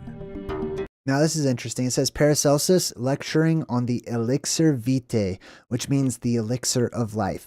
This is a reference to the fountain of youth. These are the times, these magical times are when people were able to go to the fountain of youth. There's one main fountain of youth in the form of terrestrial beam that shoots up out of Mount Meru at the center of the world. That's the most powerful one, but there will be subsequent smaller versions, fountains of youth all across the Southlands in the world that we currently live in, emanating from cavernous systems. Best sun, superior sun, exemplary sun. The core idea always pointed directly to the axis. The core idea always pointed directly to the axis of the sky, the center of our world. That makes sense, and it stands to reason, especially if our world acts, as I believe it does so far, as a galvanic cell or an electrolytic cell, basically a battery that can charge itself. I wanted to comment on the obelisks real quick. There was a time when I believed, like many of you, that the obelisk was designed to actually harness electricity from the heavens, right? Many people will tell you, especially within academics, that this represents the penis of the god Osiris, which is ridiculous. It does not represent any kind of phallic symbol. People that have the, phallic symbols on the mind, that's their perception filter. So they're going to see phallic symbols all over the place. That's not me. I don't think about that often, at all, basically. So I don't see a lot of like penis worship. I don't know where that even came from, except for perverts and, people who naturally worship penises themselves. Okay. I'm not one of those people. So clearly it doesn't look anything like, if you've ever seen one, male anatomy or whatever. What this is a lightning rod, and how it works is not how I used to think it worked a long time ago, when I thought that this was designed to be hit by lightning. They put these in places to keep cosmic thunderbolts away from the populace or the population or populated areas. So they put these in major cities and stuff, because what happens is the positive ions flow upward and out of the top of this point, right? Which was oftentimes, made of material that was conductive. So the positive ions flow up, and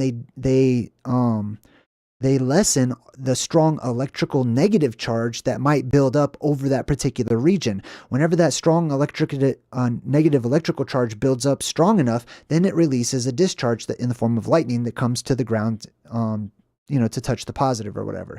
So what they would do is they would dissipate that negative charge by allowing the proton or the positively charged energy to come up out of these, and it would dissipate it and lower the chances of it actually being hit by lightning. Now, lightning rods come with a grounding rod as well. That's what most people connect the lightning rod itself with, is the grounding rod that's attached to the lightning rod. The grounding rod is there just in case it does get overwhelmed, and just in case it does get hit by electricity from the sky, so that it can redirect its path and keep it still away from important areas. But originally, these were not grounding rods. They were not designed to attract the thunderbolts of the gods, but to repel them, which is why they're on top of houses that people call churches in the form of steeples. Hey, Lady Dagger Status. What's up, Lady Dagger Status? Thanks for joining the Good Vibe Tribe. Good to see you. Welcome to my channel. High five. All right, let's continue on. Of the sky, the celestial pole around which the heavens visually turn. As improbable as it may seem, this is where the Egyptians located their primeval sun god, Atum.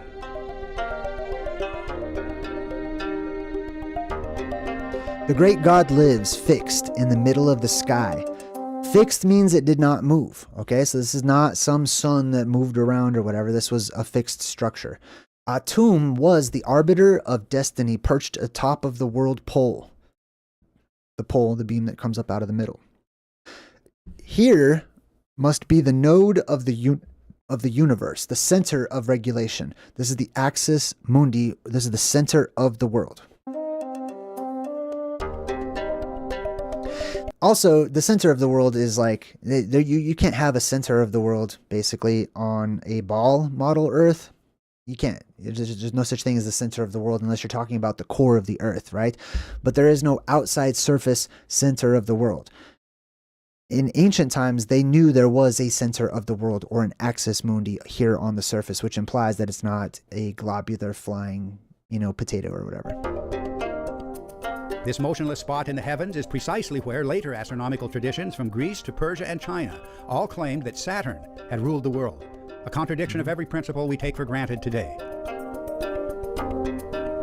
This says, what has Saturn, the far-out planet, to do with the pole, the North Pole? Such figures of speech were an essential part of the technical idiom of archaic astrology.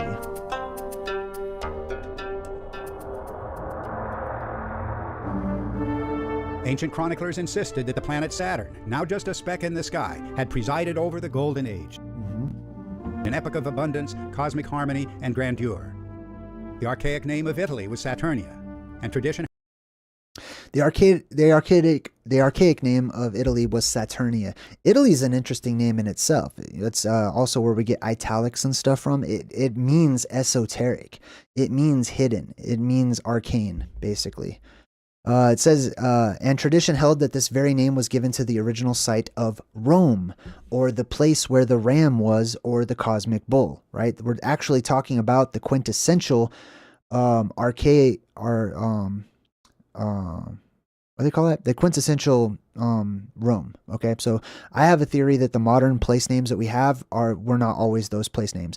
That the survivors that fled the Garden of Eden, that fled Hyperborea, that they became nomadic in nature and settled using their superior, ways and knowledge from living for so very long and whatnot, to basically get into positions of authority in these places that they would settle in, ingraining, what do you call it? Making themselves a part of the community, but lifting themselves to the position of rulership and dictatorship and other things as well. Anyways, they renamed these places and rivers and mountains after their homeland, like the place of the cosmic bull, the ram, or Roma. Held that this very name was given to the original site of Rome. Now, also, I just wanted to comment on the ruins. Okay, I love looking at ancient ruins and whatnot. These places are ruined. I know it seems simple enough, right? Of course they're ruined. They're called ruins. No. I don't feel like people really give enough thought to the idea that such magnificent cities and structures the world across, all lining up with certain timelines or whatever, that they all became abandoned or ruined suddenly, right? Like, oh no, this was just millions of years, or whatever, thousands of years or whatever. And this is just people and it's erosion. And no, this is a destructive event that completely destroyed these areas. This is what happened. Okay. This is an apocalyptic event that had happened. The Sabbath, that a special ruined day them. of rest and reverence, was Saturnides, Saturn's day. Yes. Saturn's day, which is Saturday, by the way. So the original Sabbath, as it was practiced, was on the day of Saturn, which was the day of the satyr, or the horned god, or whatever, Pan. It was not the day of the sun. It was not Sunday. That was a shift that people went through. Day honored throughout the Mediterranean, the Near East, and beyond. The popular Roman festival, Saturnalia, was a symbolic return to the Saturnia Regna, Saturn's reign, the Golden Age. Now, a lot of these things are demonized as well, especially by mainstream Christianity and other religions. Well, they say, oh, that was all pagan. The pagan's not bad. Okay, to me, I've not seen any evidence that paganism is bad. I can find more evidence that modern politics is evil and bad than I can for paganism being bad or whatever. They show people having a good time or having fun or whatever they do, and they really point out whatever the bad things were. I think it's just being demonized. Okay, there was reasons why these were celebrations and holy times, and the conditions of those times were different, and it was more euphoric and whatnot. So they had a different world back then. It's not, their norms were not our norms. Their norms were abnormal to us today. Much symbolic content of our own New Year's and Christmas celebrations will trace to the Roman Saturnalia and related ancient festivals. Yes. So all of these holy days that we have today, they come from not so much, I don't want to say rituals. They come from practices that were practiced at certain times of the year when the wise people of the world knew that the apocalypse could come during this time of the year. Not on this year, but if it's going to happen this year, it's going to happen during this time, which oftentimes was the solstices. So they created these, basically what they had their families do is they went and hid. So they gathered together so they could be with their family, just in case there was an apocalyptic event. They could be together. They made sure to have supplies and food and light sources, because the lights would go out and stuff, and to close all of their doors and their windows and stuff. This was preparation for the apocalypse, which when the apocalypse didn't come year after year after year, and those survivors that witnessed it had died off, and then the first-hand accounts became basically stories and evolved into myths and whatnot, right? The people took it less seriously, and they became consumers as they became hungry, and a hunger developed in this world as the energy dwindled and dwindled and dwindled, and people needed to create their own energy by putting things into their stomach and processing it, or sleep. We fell into a deep sleep whenever that same energy drained back into the heart of the earth. We have no energy these days. That's why people sleep for hours upon hours. A third of the day is crazy to people like myself. To think that you're just passed out doing nothing, not really experiencing anything. Don't get me wrong, I love the dream world, but I'm here, Like I would like the energy to just be awake all the time and do things and get things done and be productive and have fun or whatever. That's when the sleep descended upon the world. And that's when the sleepwalkers started to increase in number. That's when people became consumers and started to consume everything and invented things to get energy or false versions of energy, like certain drugs or energy drinks or whatever. another. Every culture that remembered Saturn's So anyways, those holy days, those set apart times, those were to observe and to prepare for the apocalypse, is what I'm saying. And that over time they became traditional commercial holidays. And where people lost the meaning, they don't know what they're celebrating. There's like so many people that celebrate Christmas and they're not even Christians. Like, you just want a day off work? Like, is that what that is? They don't know why they're celebrating it, but they know they should. You know, it doesn't matter what religion it is, right? All these holidays usually fall on the same exact time of year. The father of the nation or the race. Ancient traditions identified the Ugaritic and Hebrew El as Saturn. And it was said that the Israelites once saw themselves as Saturn's children. In the same way, the Greeks invoked Kronos as their first father. And the Romans insisted that they were the true descendants of Saturn, arriving in Italy through the adventures of the legendary ancestor Aeneas. Deign to know the Latins, Saturn's race, a race freely self-controlled as in the olden days, aka the Golden Age. The Latins, the italics, the hidden ones.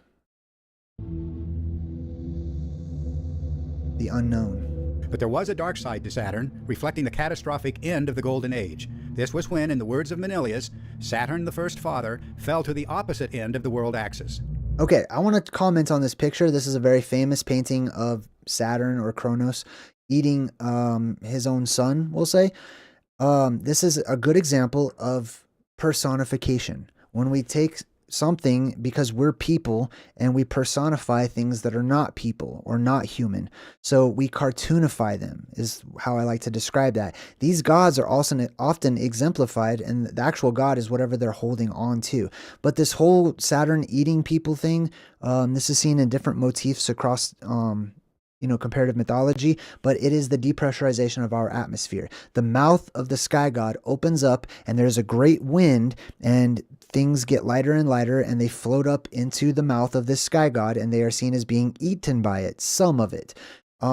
This is also the time whenever great boulders are created, whenever you have like blobs of mud, from the ocean and other places, just floating up into the heavens, and then they're struck by these cosmic thunderbolts, changing and rearranging their bonds, making them more dense, and they turn into random boulders that just drop down out of the sky. And this is representative of Kronos thinking that he's eating baby Zeus, but in reality he eats a rock that was wrapped in a cloth or whatever, so he spits it back out, and that's him spitting out all the boulders. This sudden onset of chaos, when heaven itself seemed to fall out of control, has haunted civilizations across the millennia, erupting as doomsday anxiety, the fear that what happened once will happen again.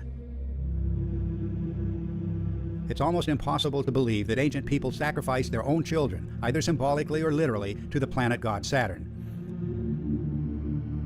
Saturn was remembered as the devourer of his own children, and as Moloch, demanding sacrifice, and as El, or the Elohim, commanding Abraham to sacrifice his own son, Isaac.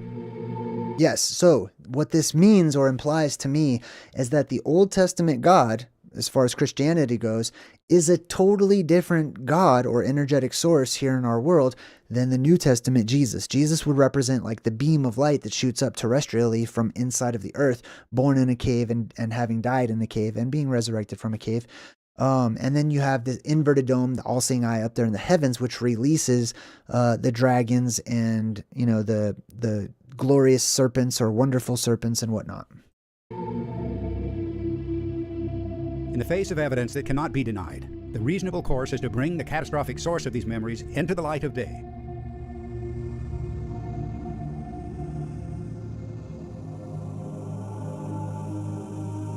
My book, The Saturn Myth, published by Doubleday in 1980, began the reconstruction of a spectacular formation formerly seen in the sky, a gathering of planets looming immense above the ancient witnesses.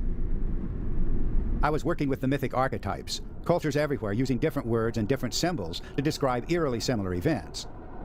But the planetary model presented in the Saturn myth was far from complete. Hold on, we'll go back to that. So you see how he has the boat of heaven? To describe eerily similar. So this is like the Egyptian cosmic boat symbol as well. So this sometimes was seen as like a duck or whatever, or horns or whatever, but it was also seen as like the vessel where you could transition between worlds. Okay, so this was like a cosmic boat right here. And really, it's just the inverted dome up there with some plasma that hangs out of it. And that is the Sipapu of like the Native Americans, and that's the transitional place in the sky. The word Hebrew actually means to cross over or to go from one realm to another realm, basically. And this is what you're seeing is this inverted dome up there in the heavens. Events. But the planetary model presented in the Saturn myth was far from complete. Amongst the greatest of enigmas was the cosmic wheel recorded by every ancient culture. Images of a wheel in the sky carved on stone are older than civilization itself. Many archaeologists see these wheels as an imagined vehicle of the sun rolling across the sky. But in its most common form, the cosmic wheel doesn't go anywhere. Often it rests on a stationary pillar. Yes, it often rests on a stationary pillar. This is the blue beam, terrestrial beam coming up out of Mount Meru, going up into the heavens and meeting the inverted dome with the depressurization point and all of the light that comes out of it up there in the heavens. And you'll see this symbol all of the time. If you want to take a closer look, it's like a magnifying glass symbol. It's a beam in the eye that often destroys like the bad guys in movies and stuff. There's symbols all over the place. Or atop a stairway, or ladder, or is turned by a rope while resting on an altar or table. And the spokes of the wheel are not functional as such. They are fluid and etheric. Archaic gods and heroes hold a wheel in their hands. Now this is also interesting too. Speaking of, he said archaic gods hold a wheel in their hands. You see that wheel that's being held right there? This is the example that they use. Nostradamus is known for his quatrains and prophecies and written work, but he also drew pictures. I want to show you some of these Nostradamus pictures.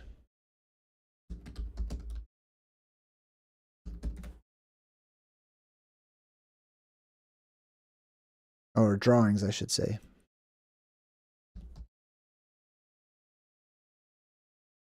So here's an example. Nostradamus right above my head here has the wheel as well. Here's another example of the wheel. I want to find, I'm looking for this. This works right here, actually. Let me make this a little larger. See if we can get this put up on the screen. So these are different pages. Here's a page, here's a page, here's a page, here's a page. These are all prophetic. These are all prophecies, things that he envisioned and saw happening. So he drew them down. And something that is almost always there is this wheel that is up in the heavens. This ribbon representing the firmament or the dome above. And then you have this wheel with, it's basically the doom shape, right? Over here, you've got a vector underneath the wheel, and there's these 3 eclipses or 3 crescents underneath it. These are really interesting, but he does include the whole wheel symbolism as well. Celestial wheel.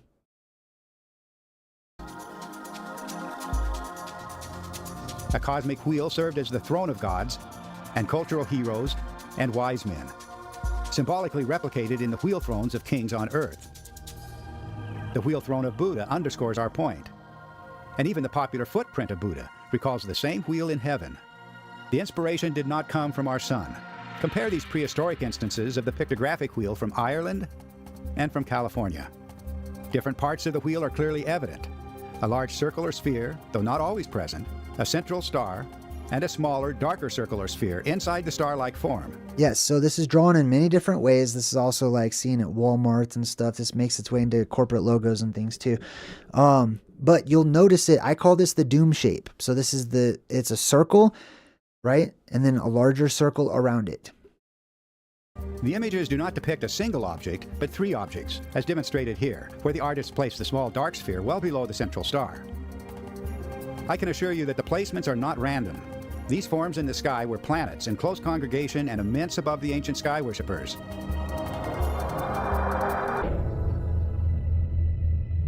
The stories begin with the appearance of this celestial formation, heaven, when heaven was close to the earth.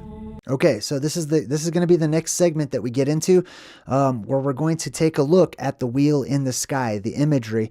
You'll learn about their theory of how it's 3 different planets in alignment or whatnot. While you watch this next segment with me, keep in mind the fiction that accurately reflects these ancient truths. For example, like the movie that was on Netflix that was really popular called 3 Body Problem, or Pitch Black, or any of these movies. Like the Dark Crystal and stuff, where they have this great conjunction.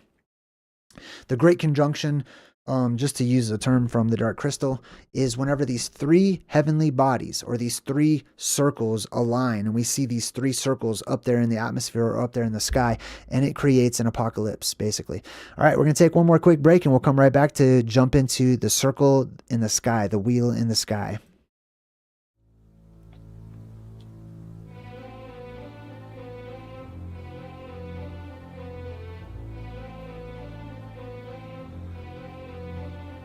Around the world men's thoughts will fly, quick as the twinkling of an eye, and water shall great wonders do. How strange, and yet it shall come true. Beneath the water men shall walk, shall ride, shall sleep, shall even talk, and in the air men shall be seen in white and black and even green.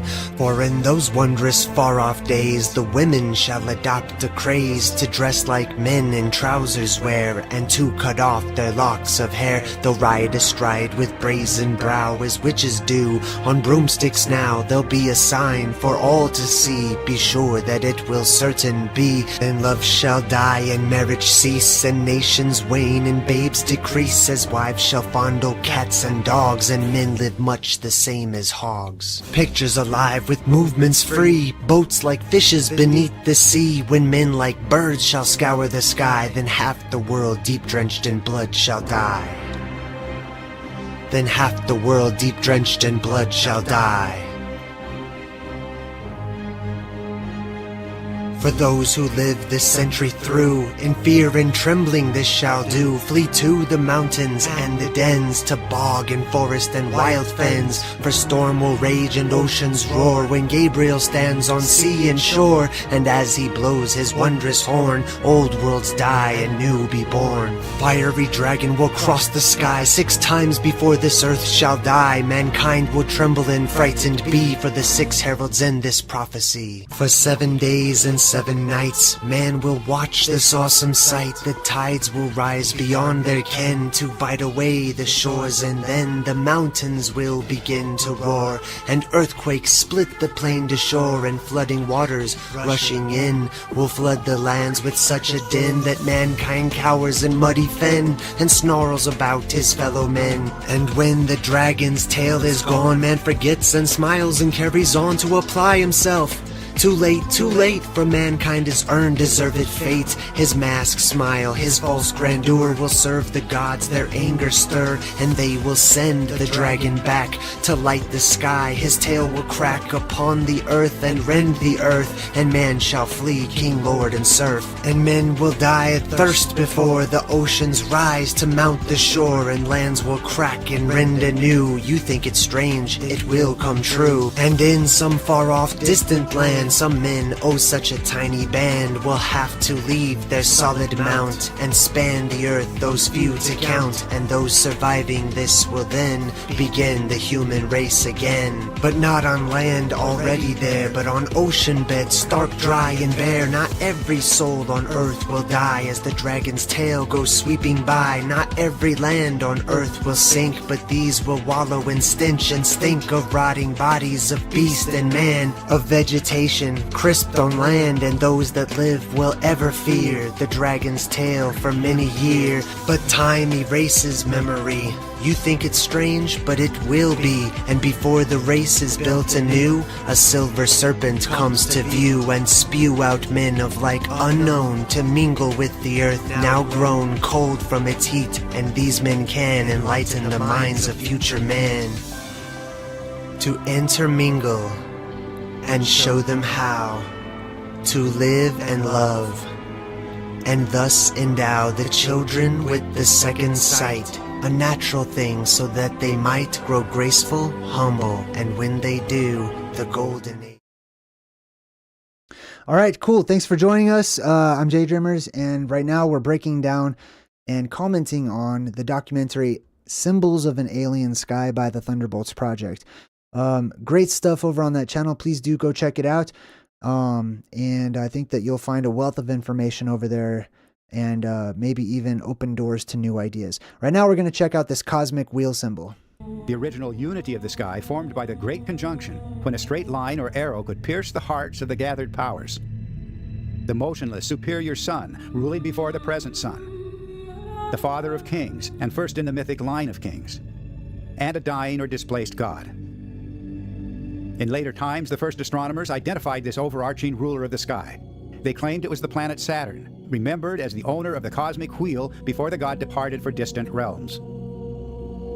The astronomical traditions also named the central star as Venus, the mother goddess, and they named the darker reddish sphere as the planet Mars, the cosmic warrior. In these 3 hours, I intend to demonstrate that the stories of the gods are the stories of what happens to these celestial bodies.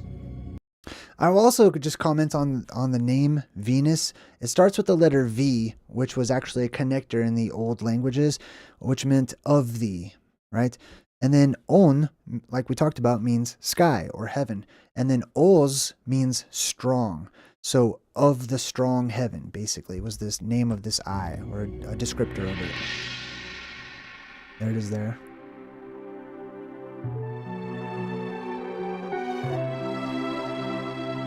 Now, they're going to give you these visual illustrations so that you can sort of imagine what it may have looked like. But keep in mind also that they're projecting the modern sky and what it looks like today with a blue sky onto their envisioning these celestial phenomenon. You're looking But at in reality, it probably would have been more of like a purple sky, a red sky, and an orange sky. reconstructed images of a formation in the heavens just a few thousand years ago. The configuration evolved through many phases, evoking reverence and awe, a model for kings and kingdoms for thousands of years. Great temples and cities, and sacred mountains, all pointed back to the mythic age of gods and wonders. Let the world's first astronomers point the way for us. They knew that what the myths and hymns and prayers called gods were planets and aspects of planets. Planets appeared close to the Earth in a heaven-spanning configuration. Memories of that celestial splendor still surround us, even if you... Okay, so also keep in mind the perspective, right? Like I said, if you're very, very far away from the Garden of Eden, which is directly under this, you're not likely going to see such a circular object. That circular object's going to become more oblong or eye-shaped the further away you are. Humanity later forgot much more than it remembered. Reconnecting with our forgotten past will be essential. Essential for our own cultural integrity. Essential for the study of human consciousness. And essential for all of the sciences.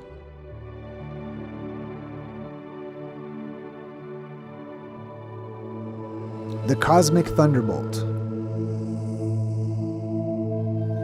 All right, so we're going to begin by taking a look at modern academics and how they imagine that there's rock worlds Just a floating few around. thousand years ago, our ancestors witnessed a gathering of planets close to the Earth.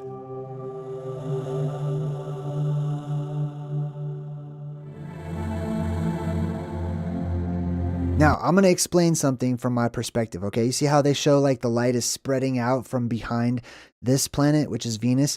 It's like it's growing a tail in their model, okay? So it's like Venus is coming at us, but its tail is behind the planet and it's sort of getting bigger and bigger, when in reality, this is the depressurization point of that inverted dome up in the sky, or the eye, and this is all of the plasma and light that is wrapping around the actual inverted dome itself as it spreads out on the surface. An explosion of human imagination occurred, an outpouring of mythology and symbolism that defined cultures for thousands of years, long after the celestial provocation itself was forgotten.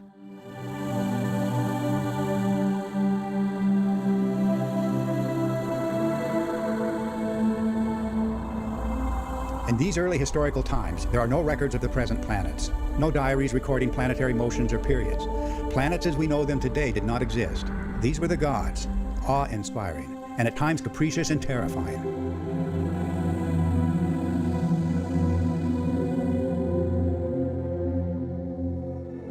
Early star worshippers speak of a great light of heaven, motionless in the sky, the Egyptian Atum or Atum Ra, the Sumerian An, the Babylonian Anu. And enigmatically, early astronomers knew the overarching figure as the planet Saturn. Okay, so hold on. I want to comment on the whole Saturn. I just want to talk about the word real quick. If we break it down into set, or, and then on, Setaron, or Sataron, or Saturn, right, as we commonly say today, we've got like the god Set, or Shet, or Shot, or there's different pronunciations for that, or, which means light, and then and then on, which means of the. Story will be a centerpiece of our third episode. In the beginning, the gathered powers were not seen as separate gods, but as the primeval unity of heaven, the perfect conjunction, or great conjunction of the Golden Age.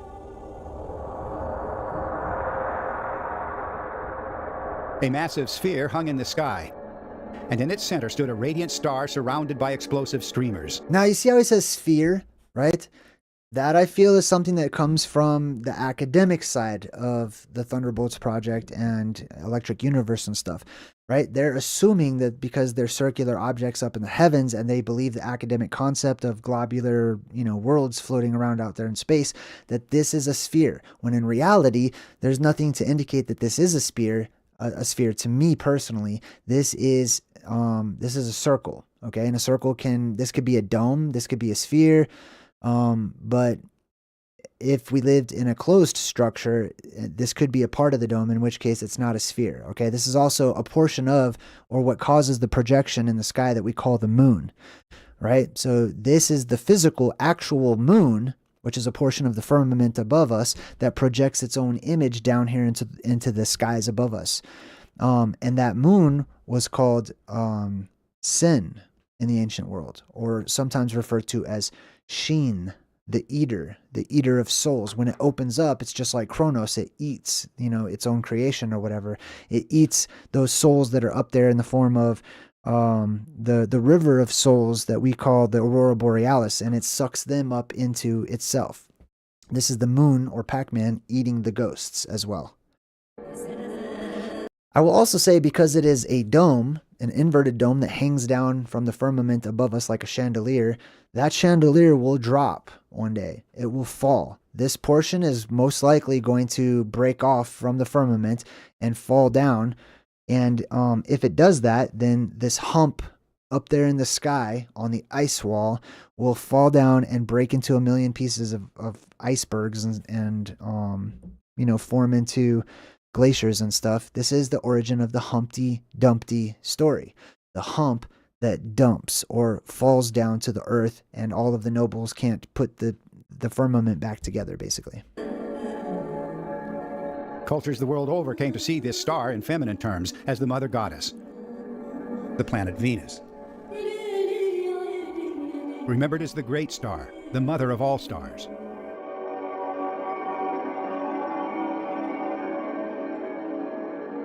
This was the central eye, heart, and soul of the primeval sun, his animating life, power, and glory, and much more.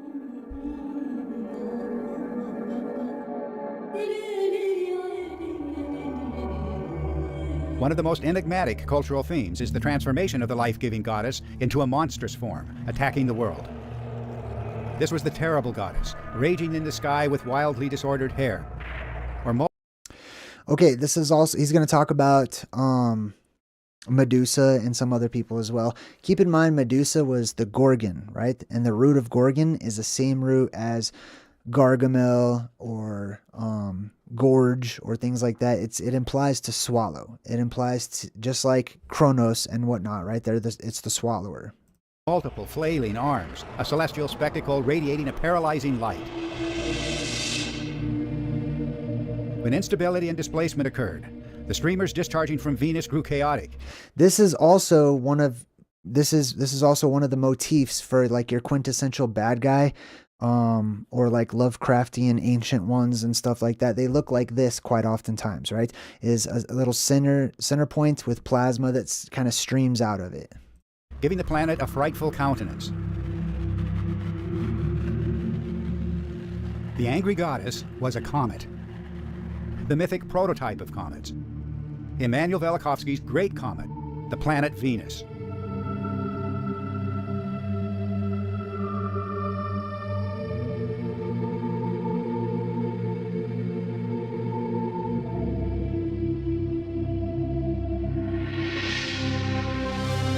Hold on, I missed that. I want to see what that said.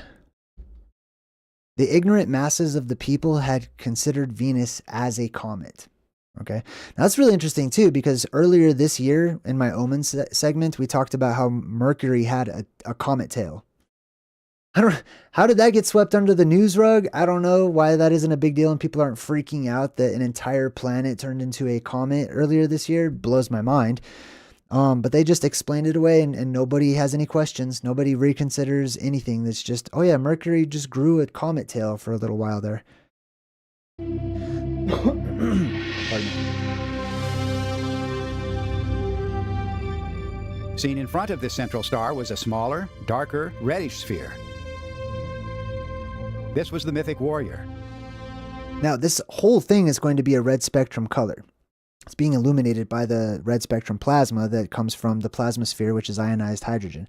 But the center point is going to be the darker of all of that and the most colorful of all of that, as this is just all lit up by this right here. Okay, so this is the actual depressurization point in the firmament. If you're standing directly underneath it, looking up, you're seeing all of the cosmic plasma that's on the other side of the firmament. That's why this is going to be a more rich, deeper color hue of red than the rest of it. The masculine heart of the heart. The child in the womb. The child on the lap.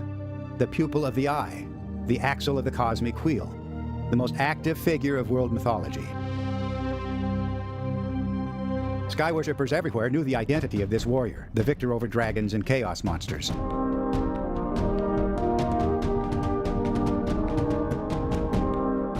This global identity of Mars as the greatest of warriors shouts to us an unrecognized history.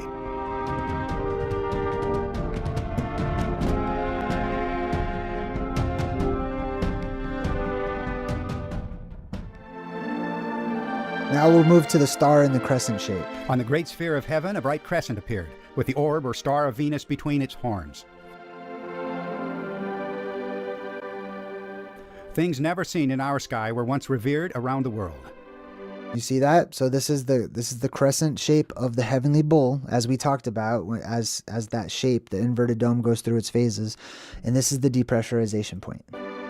This is why in Islam they have this all over the place. This is one of their symbols in Islam that you'll see on top of their buildings and stuff. This is also featured in many video games as well. Rotated on its axis. The crescent marked out a cycle of day and night. Crescent below in the phase of greatest brightness. Crescent above in the phase of dimming. Yeah, you see Though our that? sun was present, casting its light on the configuration, it was not itself in the visual theater of the gods. I called this the polar configuration because the Earth itself rotated in alignment with the forms in the sky, placing these forms at a celestial pole around which the heavens visually turned. So he's imagining that this is like a planet and that it's spinning and rotating and all that stuff. I don't believe that it's spinning and rotating. I believe the light is spinning and rotating around it, and that the structure itself is solid and unmoving because it's a part of the Earth, which is also solid and unmoving. The configuration evolved through numerous phases. The number of streamers changed repeatedly, as did their observed form. Now we'll get Every like change the in flower relative of position life, produced dramatic changes in the appearance of the configuration. the seashell figure, right? I think of like Shell, the gas station, all the shell symbolism. In 1996, the Canadian filmmaker Ben Gedlow spent many months in Portland producing a 90-minute documentary on the reconstruction. At that time, many dynamic issues were largely unresolved. But later that year, the Australian physicist Wallace Thornhill flew to Portland for a 30-day visit. He convinced me that the forms I'd reconstructed were electrical. They were plasma discharge streamers stretching between planets. He explained that in a radial electric discharge, both the number of streamers and their concrete form will change with the intensity of...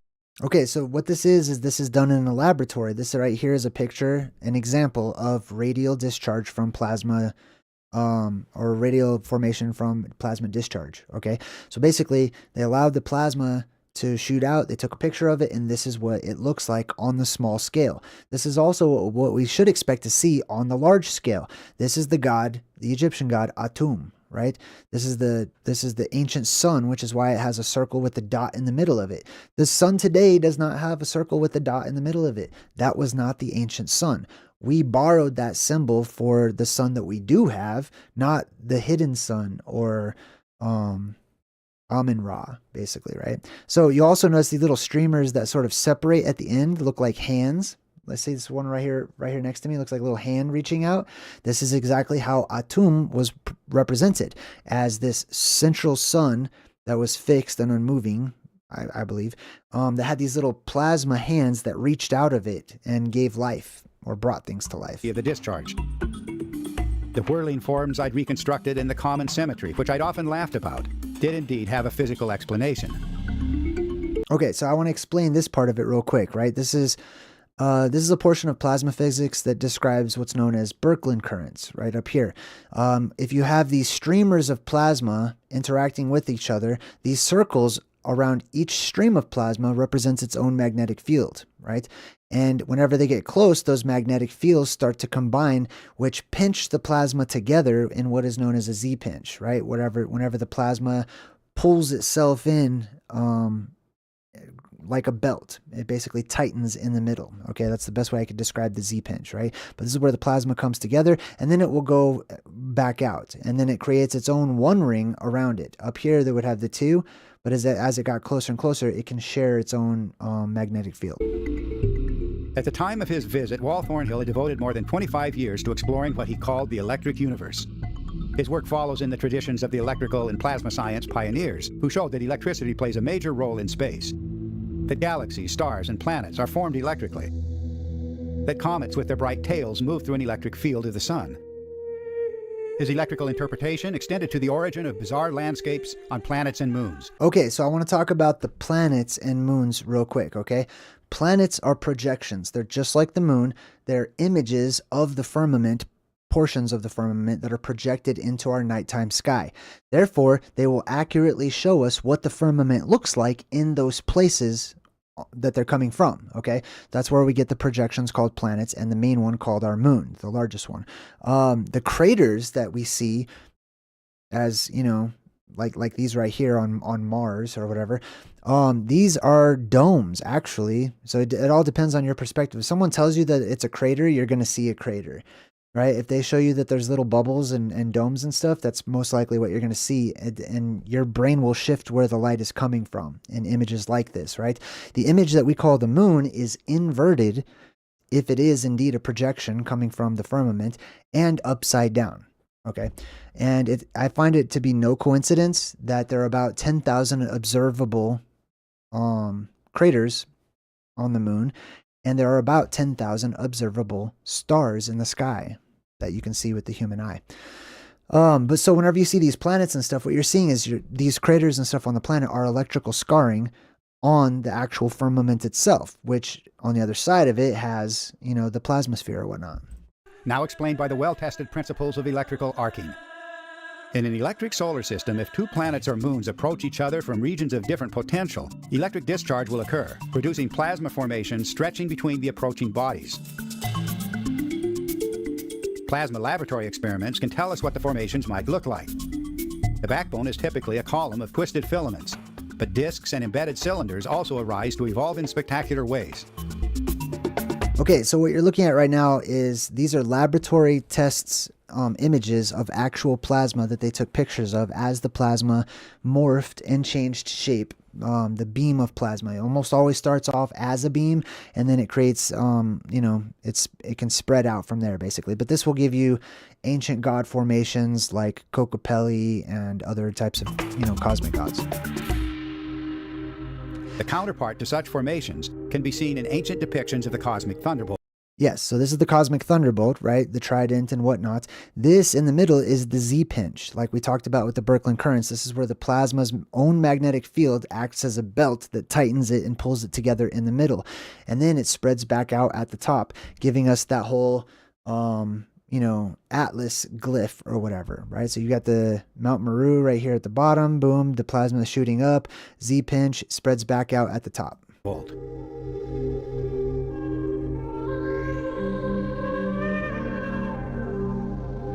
You can see how, like, you know, many of these might look like, you could imagine that they're people or, you know, Indian chiefs with their headdresses and whatnot. Bulls. Wearing bull But what an hats. outrageous idea. That exotic formations could arise between planets in close approach. The space between the two planets lights up and is set aflame by both planets and produces a train of fire. That's from Seneca, the Roman naturalist. The space between the two planets lights up and is set aflame by both the planets and produces a train of fire or trail of light. Heavenly fire is spit forth by the planet as crackling charcoal flies from burning log. And this is from Pliny, the Roman naturalist and historian. Heavenly fire is spit forth by the planet and as crackling charcoal flies from a burning log. So whenever the sky opens up, you have this heavenly fire that will come out of the depressurization point, and it will spit down into this world. It will come down to this world, fly down into this world. And these are columns and pillars of, fire and flame. Plasma, basically. This says, archaic traditions say that these bolts come from the planet Saturn, just as the inflammatory ones come from Mars. Mars and Saturn originally, as they're showing here, are basically, in my view, the exact same thing.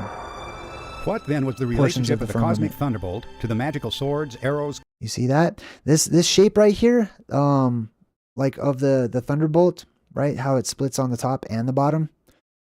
Well, I'll show you here in a minute. They're gonna talk about this shape. Clubs and spears of the great warrior gods. You With see a the stunning in accord, sprites is basically ancient what I just languages wanna say. identify these weapons as special forms of the cosmic thunderbolt. Yes. So our Scholars modern have already- sprites, I don't think they really talk about sprites in this documentary, but the transient luminous event known as a sprite, right, which is high up above the actual storm clouds and stuff, that's exactly what they look like. They go up and they branch out, and then they have their own little Z pinches in the middle where they branch back out downward. They look like lightning that folds in on itself. It goes up and spreads out, and then it comes in at the waist, and then it comes down and spreads out at the bottom. Already identified the sword and arrows of Apollo, the spear of Zeus, the trident of Poseidon, as aspects of the divine thunderbolt. The same linkage occurs with the Greek Ares, the Latin Mars, whose sword was his identity. This says Ares, Mars, darted swift and bright as the thunderbolt terribly flashing from the hand of mighty Zeus. First came the thunderbolt, the core archetype. So this is the Vajra. This is one depiction of the cosmic thunderbolt. As you can see here, it branches out on one side and the other side with the Z-pinch right there in the middle. Then came its mythic interpretation as a weapon of the warrior god. The Vajra was basically seen as one of the ultimate weapons within Hinduism. There's also the arrow of Vishnu and some other things too. They're all basically the exact same thing. But they are, you see how at the bottom right here, they'll turn this into different shapes. Okay. What this is it's the blue beam. It's the pillar of light that shoots up, and then that pillar of light spreads out and branches out to create the Irminsul of, Anglo-Saxon mythology, the world tree of the Anglo-Saxons, or the cross of Jesus, or, Yggdrasil, or the tree that Odin hangs upon, or the one eye hangs upon, right? Also gives you a lot of cosmic bird imagery.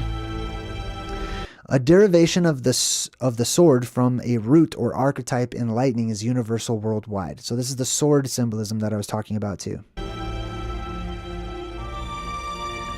Placed in the hands of I want to say thanks to Incomparable that gave me a couple bucks in the super chat. I appreciate it. gods. The cosmic thunderbolt provides a bridge for us, joining the mythic world to the leading edge of plasma science.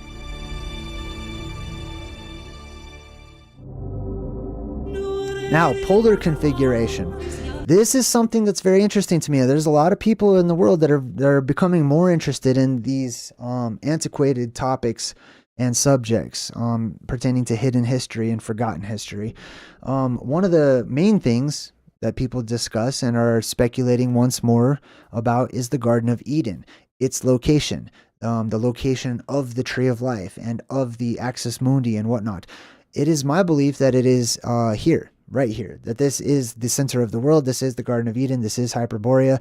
If you want more information and, my proofs and evidence why I believe that this is, you can check out my new book. It's called Return to Hyperborea. It's available on my website if you want to get the merch and stuff and autograph copies, or you can get it on Amazon for $40 on Amazon. But that will just be the book by itself.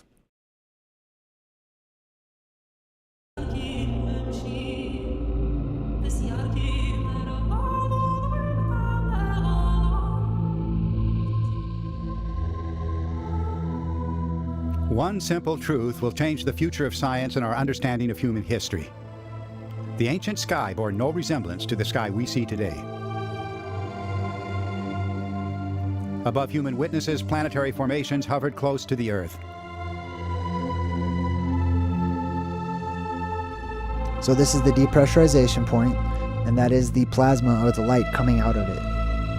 TJ, thank you, TJ. I don't know if I'm too loud. One electrical form metamorphosed into another in the celestial dance of the mythic star goddess and the cosmic warrior, astronomically identified as the planets Venus and Mars. Yes, so now people seeing this, they're seeing the depressurization point at the tip of the inverted dome, which they don't really include right here. And this is the plasma that is following that inverted dome. That's coming out and spilling out back onto it as it goes upwards. And this gives us like a hand symbol, basically. This symbol right behind me, this is going to have evolved into a hand with an eye on it. Time and time again. This is also the hand of God, as it's shown to you. I've shared with you guys many times strange apocalyptic Renaissance and medieval paintings and art forms and artwork and stuff and statues and things. Quite oftentimes they will show a hand coming out of the sky that's supposed to represent God. That is the hand of God. That's what people saw, was this type of a shape up in the heavens. Ancient observers saw the head of the warrior king wrapped in the radiance of the star goddess. It was his crown of glory.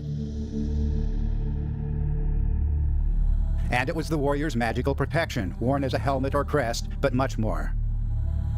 The dancing Aztec god wore the rays of Venus as a crest, but also held the so-called half-star of Venus in an outstretched hand. And he even wore this protective radiance as his skirt. Half-star, dome. The theme is universal. The warrior's armor was the radiance of the great star, and that is the explanation for the unexplained radiant crown of kings.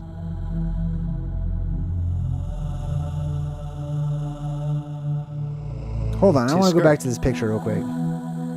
Is the explanation for all right, so things like this, they also take me off on little tangents, okay? So if this represents a time when those gods existed and they wore this type of armor, right? I talked about this many different times, is this armor, this metallic armor, was not used to fight other human beings in battle for the most part. The reason that they had this mohawk, which started off as just a metal indentation at the top of the armor, or quite often just a rod or a spike that comes up off the top of the helmet, was the same reason that they had the obelisks, right? When they went out and their explorers went out, they wanted to be protected from lightning and stuff. So they would march around with sharpened, points or whatever, like lances and stuff like that. Lances are not effective in battle unless you're fighting like a monster animal or something, not against human beings that much, but they had these huge lances to act as like lightning rods. They walked around in Faraday cages, in that heavy metallic armor and stuff. They had points on their heads. After the discharge, after the electrical buildup in the atmosphere started to dissipate and sink back down into the bowels of the earth, then they started to forget the reason why they dressed that way. They just continued the tradition, and then they started doing things like decorating it and putting feathers on them and making it look a bit more ridiculous. Explained radiant crown of kings.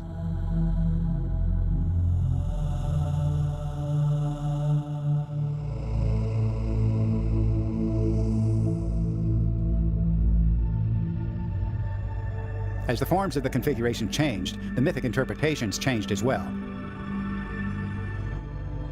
In pictures and words, the ancient chroniclers recounted the cosmic conjunction of the goddess and the warrior. The goddess was the eye, and the warrior was the pupil of the eye. Yes, the hands that reach down from the heavens, right? This is going to be interpreted in many different ways. Some people saw hands, some people saw hair, some people saw dragons, some people saw worms, some people saw many different things as they interpreted it themselves and discussed it amongst themselves, which they used to. Two spheres in alignment inspired a mythical interpretation as an eye and pupil inscribed upon the hand of God.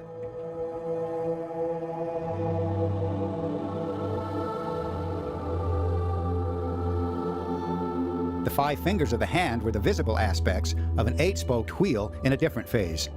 Buddhist symbolists knew that the hand bore a secret relationship to the 8-spoked Dharma wheel.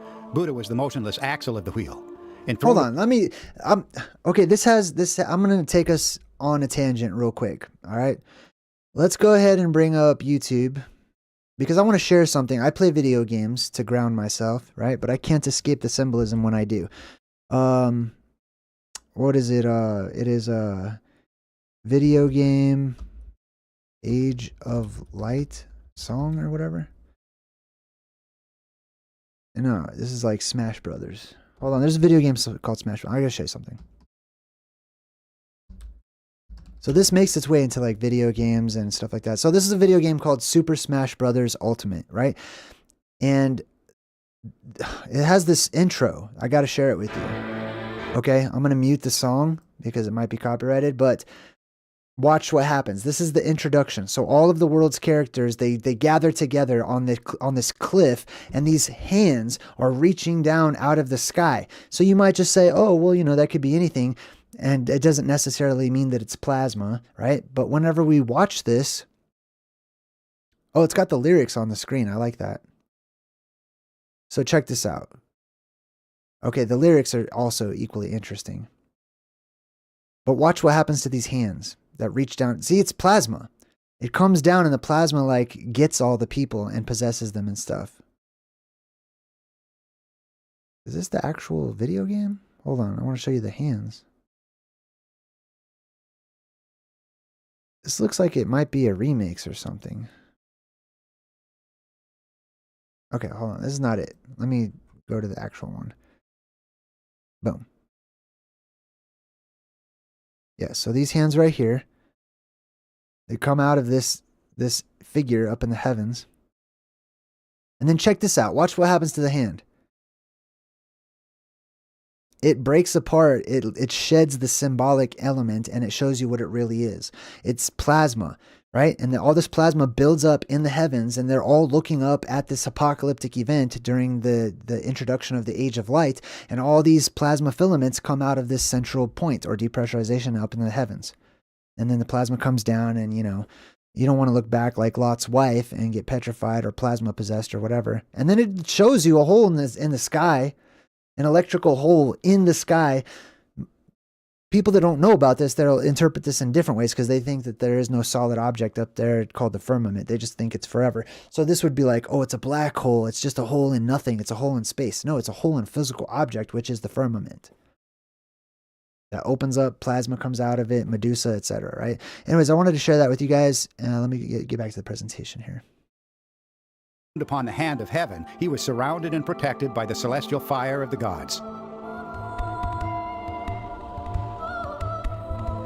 Every form that arose provoked a variety of mythical interpretations, not just a single idea. The spokes of the wheel were the animating soul and power of the universal sovereign, exploding into life at sunset. That is the meaning of the mythic plant of life.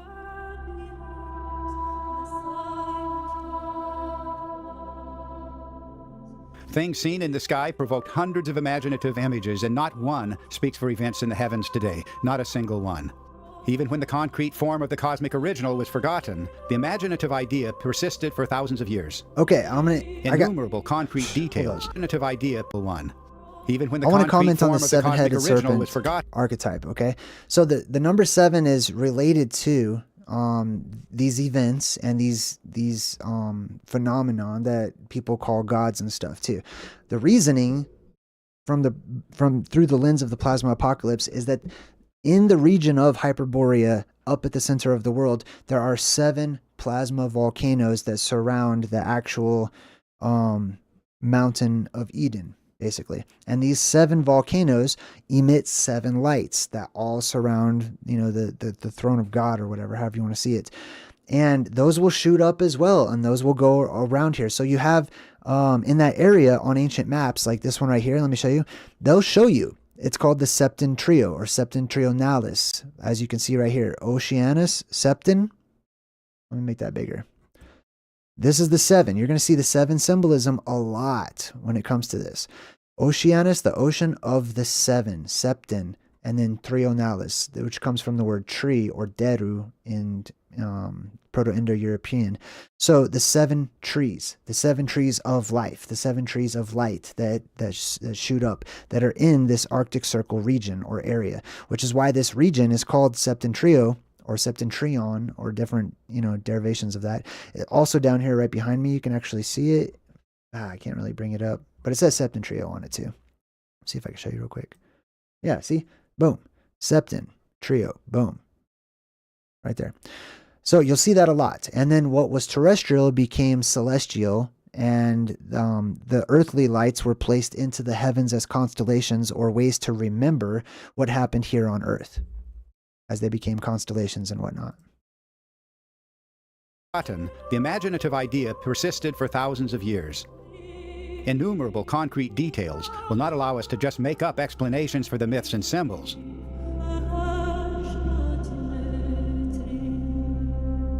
A lot of these are going to be like logos for companies and stuff Some too. symbols remained abstract, but more often they added mythical interpretation to the underlying form. And many mythical images, seemingly incompatible, will trace to the same tangible form.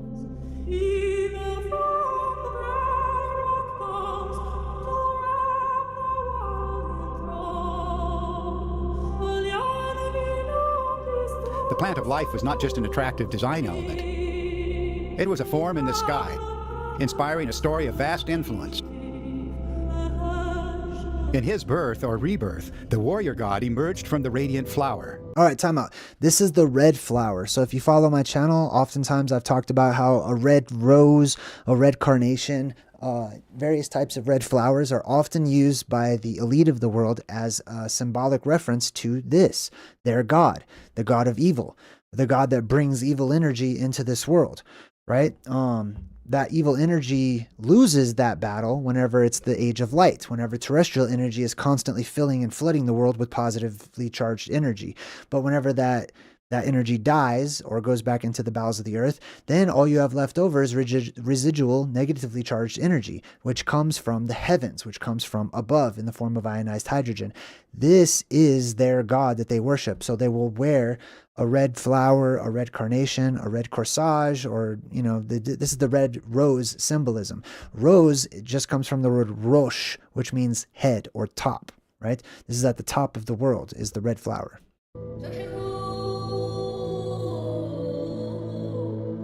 The diverse mythical interpretations and the larger stories told about these events all point to a unified substructure of human memory.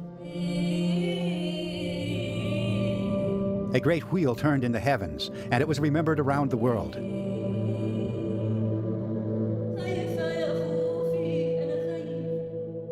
Even the modest displacement of the aligned powers was captured in ancient images. So you have to imagine changing your distance from the Why center was of the the Egyptian world. goddess identified as the headdress of the warrior king? It's the underlying form that gives us the answer.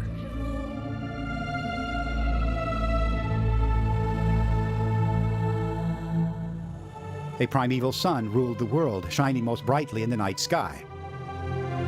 A crescent came to adorn this primeval sun, and it certainly was not our moon. The great star of Venus rested between its horns, and visually seated within the star was the planet Mars. A luminous stream appeared to descend from Mars, the first form of the cosmic thunderbolt.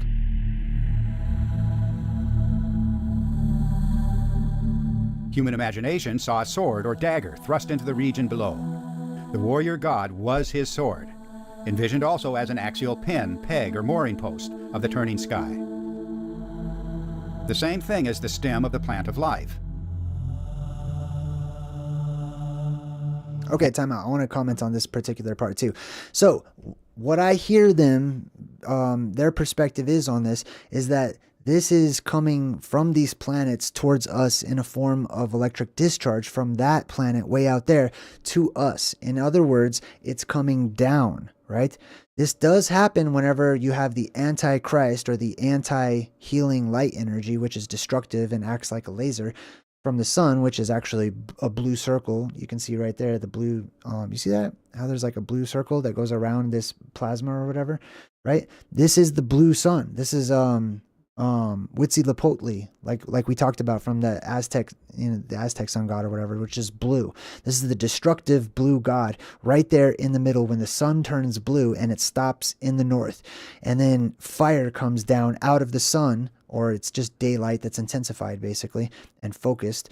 And that causes destruction. That is whenever it's not electrical discharge though. It's just focused energy that is very hot. And it comes down out of this center point in the heavens. but it will be replaced in the exact same spot with the same color of light, which is blue, but it's terrestrial cold plasma that comes up out of Mount Meru, and it replaces it, and the sword goes into the dragon or into the mouth of the bad guy or the eye or whatever, right? So they're interpreting it as like this is a lightning bolt that's coming out of this planet and hitting the Earth from millions of miles and stuff.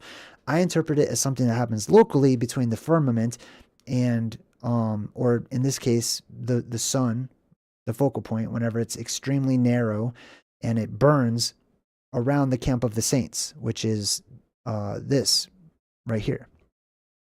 This is the camp of the saints. This is the camp of the holy people. This is the camp of the superheroes. This is the Maru El or the Marvel, etc. Right? And this helps to explain why this all the way around the edge, you know, is different. All right, let's continue on. And the pillar-like lower limbs of the goddess. The same form in the sky was seen as a protruding tongue of both the warrior and the angry goddess.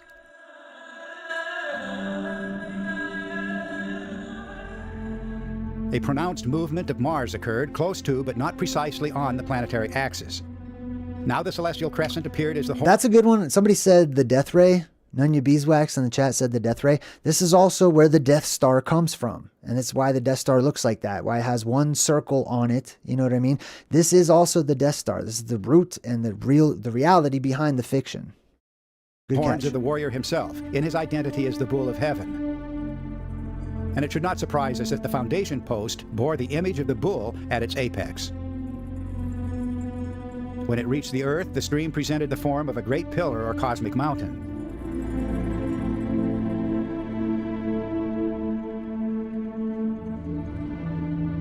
Perhaps it is too much to believe that the famous Bull of Heaven was just a pillar and shining horns. I am the bull, the old one. I support the sky with my horns. The pillar of the stars, the bull of heaven, whose horns shine. The anointed pillar, the bull of heaven. To these events, we will trace the worldwide... Also, I want to show you this. This is the archetype for the cosmic pillar as they show you here, right? It is the beam that shoots up from Mount Meru and then conforms to the image above it. This is just whenever they were carving into rock and couldn't really make, you know, more of a curved structure or carving into a tree or whatever. This is just more shorthand, is the Y. This is the ancient Vav. This is the symbol in Phoenician and Paleo-Hebrew for the letter Vav, the sixth letter of the alphabet, or our modern letter V, which is also double V or double U, W, and sometimes F as well. It looks like a Y, but it's not. That's a totally different letter. But all this is it's a picture form of the blue beam hitting the inverted dome at the top. This was the tent peg that secured into the earth and had a string that connected to the roof or the heavens or the world. This is why nails are associated with like Jesus and stuff. myths of the heaven-lifting cosmic giant, the first active form of the warrior hero. His upraised arms were precisely the same thing as the horns of the Bull of Heaven. So that's also Atlas, as they'll say here in a moment. A testament And Atlas, well, I'll let him talk. to the integrity of the substructure, the archetypes.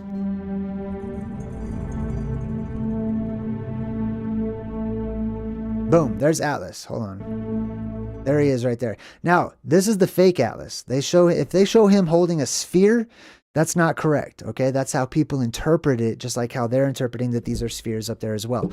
Atlas didn't hold up a sphere. He held up the moon, which is the true moon, which is a half dome up there in the sky, inverted and facing down towards us, a portion of the firmament. Or you could say that he held up the very sky itself, being the firmament above, right? Which is that blue beam of energy wrapping around the inverted dome, right? That's the shape you get.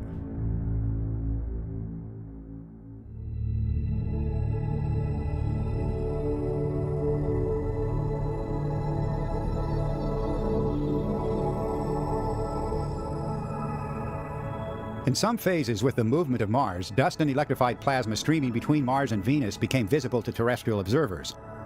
Even small changes in this dusty plasma stream, were we to view the formation from space, would create distinctive differences in the appearance of the configuration.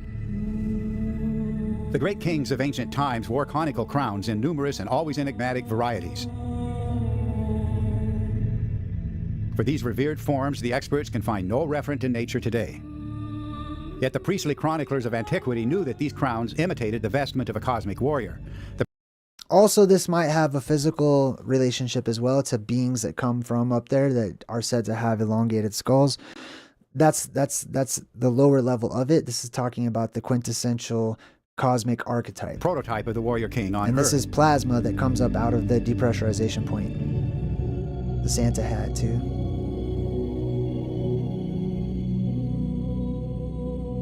With progressive instability and displacement from the axis, the stream joining Mars and Venus spiraled outward. This was the mother goddess herself, the radiant eye, heart, and soul of the primeval sun. Q. See the Q? Now externalized as a curling lock of hair. So what he's saying here is, like, have you ever seen, like, in ancient Egyptian portrayals or whatever, they'll have, like, the pharaoh that has, like, a ponytail, but it's, like, on the side or something, it comes off. That's what they're showing us here, basically. And what this is it's just plasma, that's residual plasma that comes up out of that depressurization point, and it's kind of leaking out for a time. And it moves about in the atmosphere. And the earliest sources leave no doubt that it was a visible form in the sky. So it's oftentimes it was seen as hair, right? This is like the hair of the god, like that's like the god's head or whatever. This is a hat, it's a tongue, it's hair or whatever. And this is why there are so many barber gods, or gods of barbers, or gods that are known to have cut off people's hair, and why there's so much hair symbolism with Medusa and stuff like that. Because these are plasma filaments or plasma hairs that come out of this region of the firmament.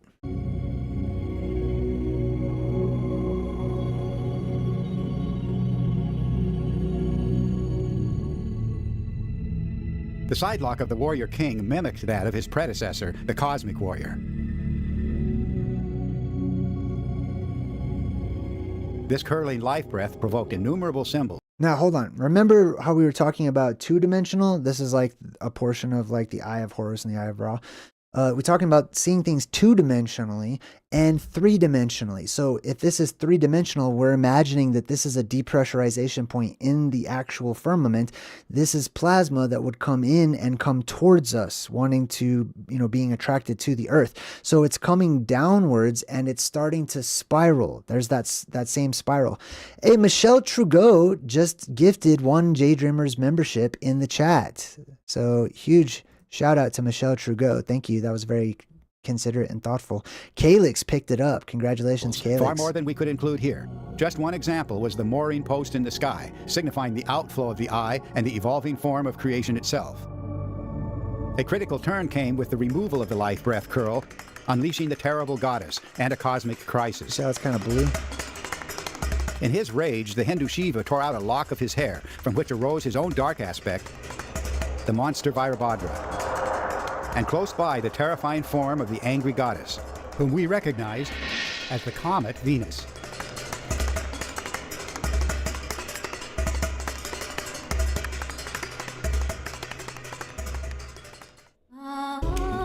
The Chaos Serpent, or the Dragon. The Medusa archetype was only a nuance away from the celestial serpent or dragon, with its bright filaments, effusive feathers, long flowing hair, and lightning emanations, the global symbols of the great comet. In Egypt, the eye, heart, and soul of Ra departed from the god to become the fiery Uraeus serpent, rampaging in the heavens. The tip of its flame crosses the land from the sky. No one at all can approach her. The streams behind her are flames of fire. This speaks to me of plasma.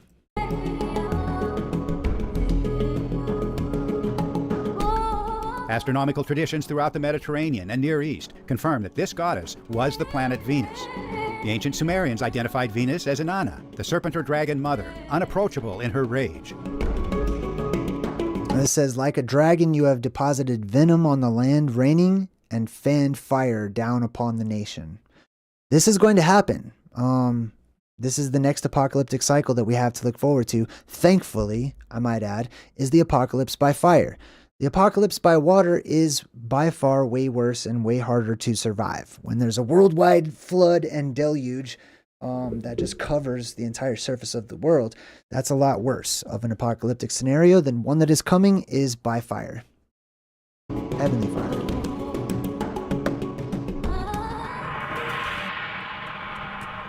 The disordered comet-like hair of the Chinese dragon was an overriding feature, as was the discharging sphere or so-called night-glowing pearl, its spiraling attributes, and the lightning emanations of the dragon itself. Long after the remembered events, the Aztecs still knew the comet as... See how there's kind of a circle at the head? That's the dragon ball. That's the plasma ball that's moving about in the atmosphere. streaming feathers.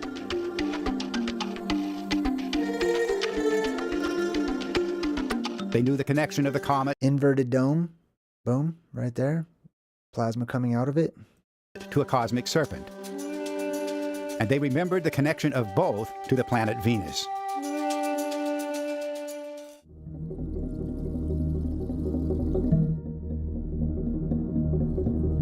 From the episodes of disorder, a phase of celestial construction emerged, focused on the activity of the spiraling form, or rayed spiral, remembered as the serpent of creation. This was the expanded enclosure of the mother goddess herself, the motherland in the sky, the true subject of the archaic creation legend. The mythic home of gods and heroes lay within an enclosure formed by the body of the celestial serpent or dragon. Now, let's talk about creation. What does this have to do with creation? It's not just because plasma just comes into the world that everything is just magically created or comes out of nowhere or whatever. It's terraforming. Because of it's such a strong electromagnetic energy, it has the ability to change the bonds of physical objects, essentially changing them into other objects. This is the quintessential philosopher's stone, Mount Meru.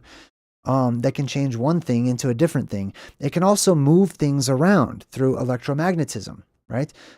It can shape the earth. It can lift mountains. It can lift mud up into pillars and then petrify it instantly, creating mesas and whatnot. The depressurization can get rid of the oceans. This changes the surface of the world. It is a recreation or energy playing around in our world. It's recreation.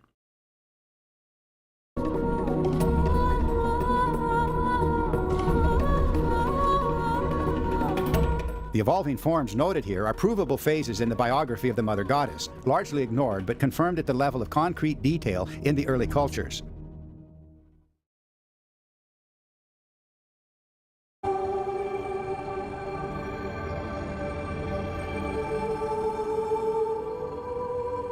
The priests of ancient Egypt knew that the white crown was the Mother Goddess. They knew that the life breath curl and the revolving lock of hair were the same goddess.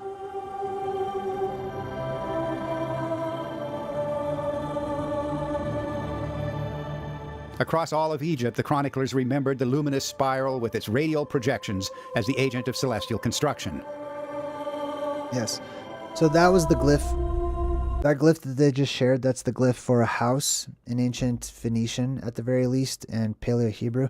So this is like a schematic for a house as seen from above, or a room. This is the entryway, and then you go into the main portion of the house. This is also where we get like the letter B and stuff like that. It was called Beit, which meant house or container, you could say as well. This represents the great container of the firmament above us. Celestial construction. Or can. From north to south, they describe the goddess, originally the Eye of Ra, taking the form of a flaming serpent, whose hieroglyph means goddess.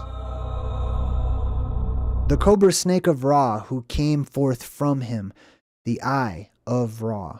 She is the flaming goddess. So out of this Eye of Ra, or the Ray, or whatever, came forth a snake, a serpent, right? This is the Cthulhu mythos. This is the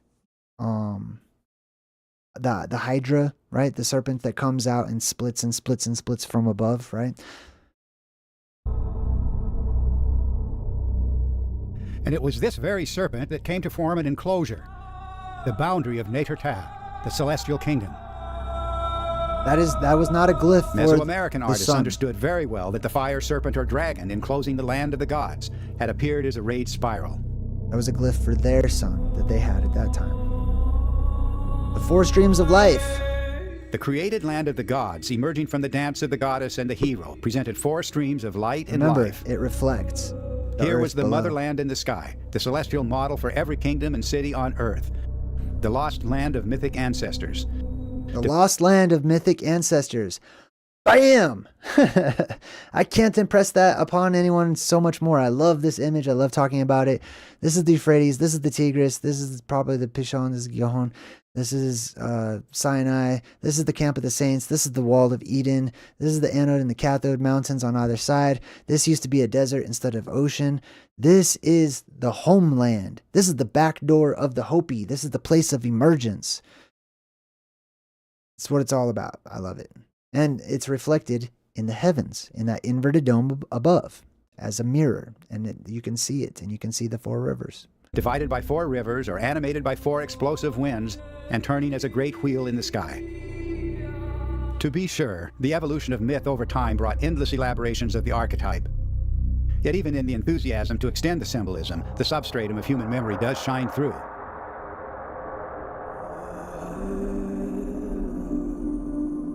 The complexities of the Aztec calendar wheel did not eliminate the axial role of the warrior hero, or the 4 exploding streams of life energy, or the circumscribing, often double-headed serpent, or the identity of that serpent as the fire of the gods. Celestial fire. As a rule, later spiritual traditions did not displace these human memories either, but found in them the symbolic landscape for expressing insights and beliefs that would guide later interpretations of myth.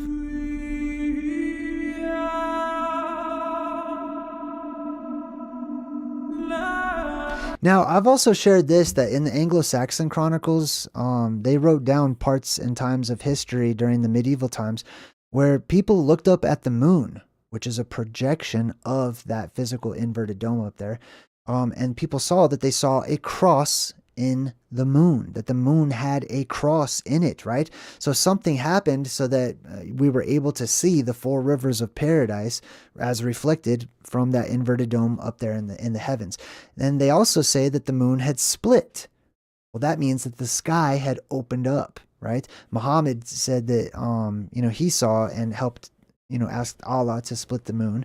There's others, even in more modern recent times, during Project Moonblink, that was orchestrated by NASA to record all of the strange anomalies and lights and domes that people around the world were seeing on the moon.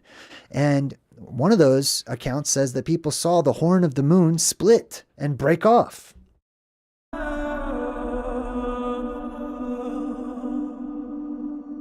Lastly, we must acknowledge one of the most pervasive symbols of world mythology. All mythic traditions agree that the land of the gods rested on the golden or fiery mountain of heaven. Now, sometimes this right here is seen as like the beam that is either coming down from the sun above or the beam of energy that shoots upwards.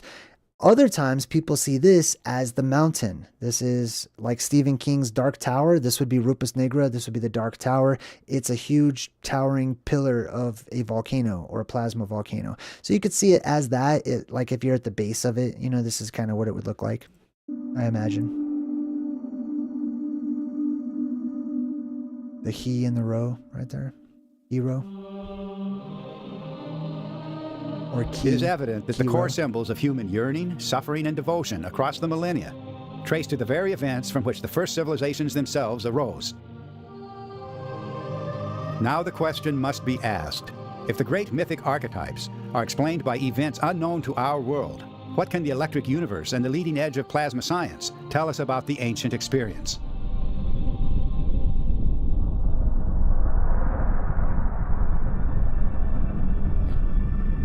Symbols of an Alien Sky, Episode 1, written and narrated by David Talbot. I like the animation. I like all those examples. Huge shout out to the Thunderbolts Project. Do go and check them out. A lot of their videos are, if you watch my channel, I feel like, we help one another as far as sharing our own pieces of the puzzle, right? Now, does anyone in the chat have any questions? That's the end of this presentation for today. I will open it up if you guys do have anything to ask or, want to point out or anything in the chat. We'll hang out for 5 minutes and I'll just take as many things as I can from the chat. Let me go ahead and stop screen sharing right now. Type in J or at JayDreamerZ to get my attention. Bam. There we go. Thank you. Hey, Bikini Truther. Thank you so much for the donation. That was super, super kind. I appreciate it. All right. Let me jump back into the chat and see if we have any questions about the presentation or anything that I've gone over today. Curry Croissant says, Cogwheel of the Sky. Yes, the Cogwheel. Jimmy Wormhole says, magnificent movie. Shout out to Bikini Truther. Says I love this show. Thank you. Ashes says that was a great breakdown. Thank you. I appreciate it. It's just commentary on what's already been presented. So, you know, like I said, I watched this video. I watched this presentation years ago before I even ever had a YouTube channel. And this is one of my inspirations. People often ask me, well, where do you get your info? Where do you get your sources? You know, who approved of you sharing this information, basically, right? I'm not that kind of a person, but for those of you who are wondering, it's stuff like this and Velikovsky and other things that I've come across that gave me and shared their breadcrumbs and their puzzle pieces so that I can plug it into the rest of my research and incorporate it and try to find out where it fits, which is led us to the plasma apocalypse, or led me to the plasma apocalypse. All right, we got in the chat, we got Nagagato. What's up, Nagagato? Says great presentation. Jay, 3 hours. I hope you get lots of donations. Oh, was it 3 hours? I had no idea. Oh my God, we were doing this for 3 hours. Sharon says she loves the commentary. Thank you. Psych0001 says, JayDreamerZ, good to see you and the crew. God bless. Love the Dark Tower thought. Always thought that there was something to King's story. Yes, Stephen King's story. And it's crazy because I haven't even read that book. Like there's so many things that you guys are like, oh, that's just like this, that's just like that. And I may not have even played that video game or read that book or whatever, but that's how ingrained it is into our culture. It's everywhere. Let's see. We got Russell Gregory says, JayDreamerZ, hey bro, do you believe that there is a backside of the moon? I do not. And is it a sphere? No, I don't believe that the moon is a sphere. What you see in the sky is a projected image. So there's no other side to that at all. It's just an image. It's a hologram up there in the heavens.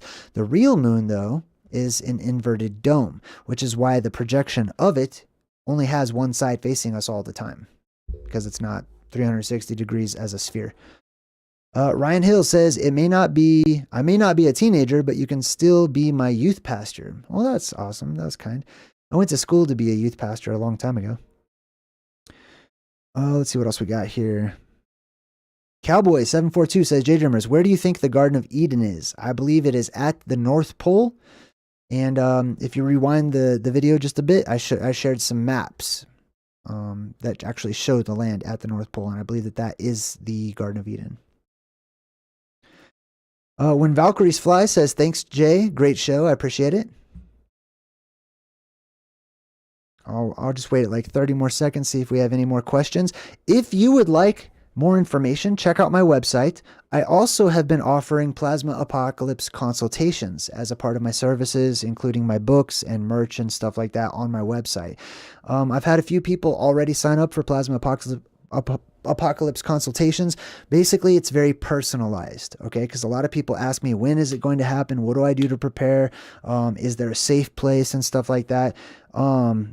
And that's where I sort of personally go over each person's local geography, areas of interest, areas of danger, pros and cons of where you live. We talk about your plans, if you have any at all, for the apocalypse, essential preparation supplies that I highly recommend and have myself. And I also take the time to answer your questions personally in a private one-on-one video conference between the two of us.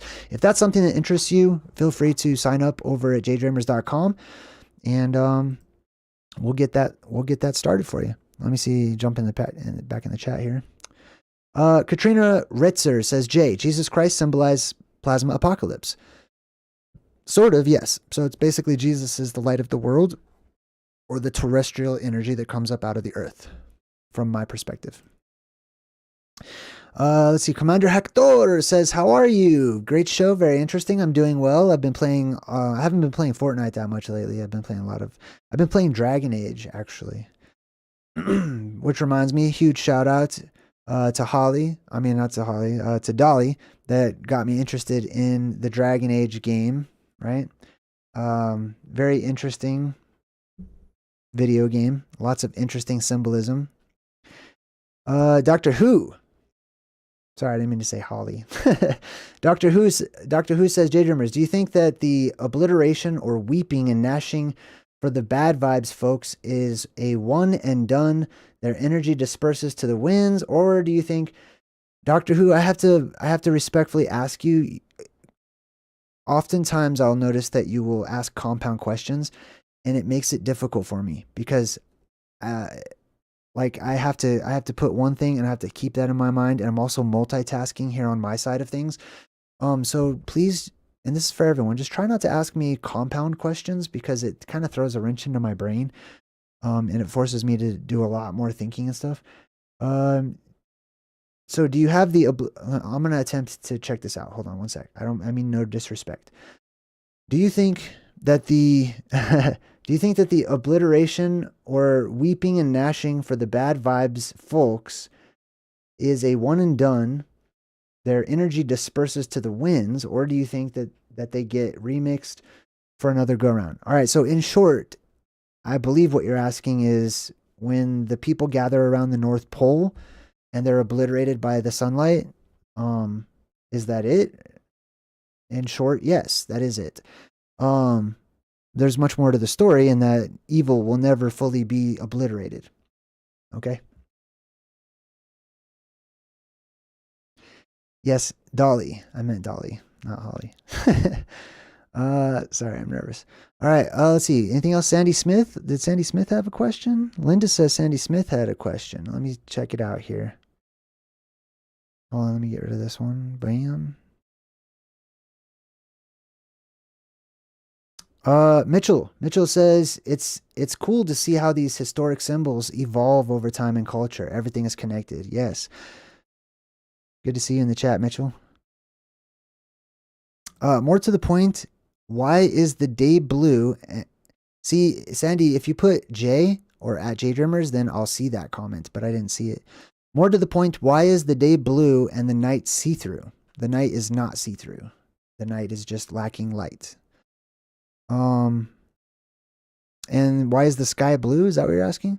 I believe that the sky is blue. It has to do with optics and it has to do with the different plasmas that are excited by that focal point that's moving around up there in the heavens. And those plasmas, you know, are different colors and stuff. And it also has to do with how the atmosphere disperses different wavelengths and things of that nature. All right, I'm just looking for any questions that I might see here real quick. Yeah, you got to type in JAY, Chloe, just so you know. That didn't highlight on my side. Do I think that this all takes place in 2025? No. Sorry, I don't date set. Anyone that date sets is a liar. Period. Like in my book, I hate date setters. I hate it when people come out and claim so pompous and haughty to know the date when the apocalypse will happen. I think that's garbage. So no, I don't think that's going to take place in 2025. I think that I'm reading the signs and the omens, as should we all. All right, when Valkyries Fly says, and somebody just donated, I'll get right to that. Jay, check out the 16th century Reformation era sermons. Weird stuff in the sky documented well, overlooked in the sources. Thank you. Lake Superior Skywatcher and Nature Lover gave $10 in the super chat and says, good work. Thank you. That was very kind of you. I appreciate it. All right. Doctor Who, boom, came back. How's this for the previous attempt? In your opinion, do sinners get reincarnation or permanent death? I don't believe in death at all, let alone permanent death. And I also don't believe in sinners. So I'm not sure what you're asking me. Do sinners get reincarnation or permanent death? I don't believe in any of that. I don't know what to tell you. I don't believe in sinners.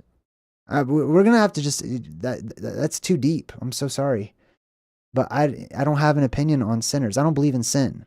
Sin to me is the moon, like we talked about, the inverted dome above, and it falls and it comes into this world, and the energy, like I said, dissipates, and so people become less and less holy over time, and then less righteous, and more stupid, and things like that. So I don't believe in the concept that people are born evil and they're just evil people or whatever. Anyways, permanent death. Yeah, I don't believe in permanent death. I'm so sorry. All right, Commander Hector says, Jay, that's nice. I've been playing Diablo. Sweet, right on. Good, thank you. Let's see what else we got. Specifically, I'm looking for like comments or questions on the actual video that we just shared. Sandy Smith says, JayDreamerZ, why can we see the stars at night but not during the day? Mostly, I think, because it's just bright during the day. I have so many thoughts that come with the answers I get. Let's see, anything else here? Do I believe that we live on a corpse? No, I don't know. The earth is alive. It's not dead. Like, I would not see the earth as a corpse, nor do I see it as a prison. And I don't see the earth all negative like many people do. I see it as a living body. And we're a part of that living body. Life produces life. Death doesn't give birth to life. Like, there's no death. It's just all life. Anyways, Katie Papa says, JayDreamerZ, do you think when the change happens, we will remember our powers or abilities? Some of you will have to. You'll realize it will manifest and it will be evident to you as far as powers and abilities go. Trust me, there'll be no remembering required. It will be evident. Like if you grew a third hand. I'm not saying you'll grow a third hand, but if you did, you wouldn't like remember your third hand. It would just appear suddenly and you'd be like, wow, I have a third hand. Same thing with super strength and all this stuff.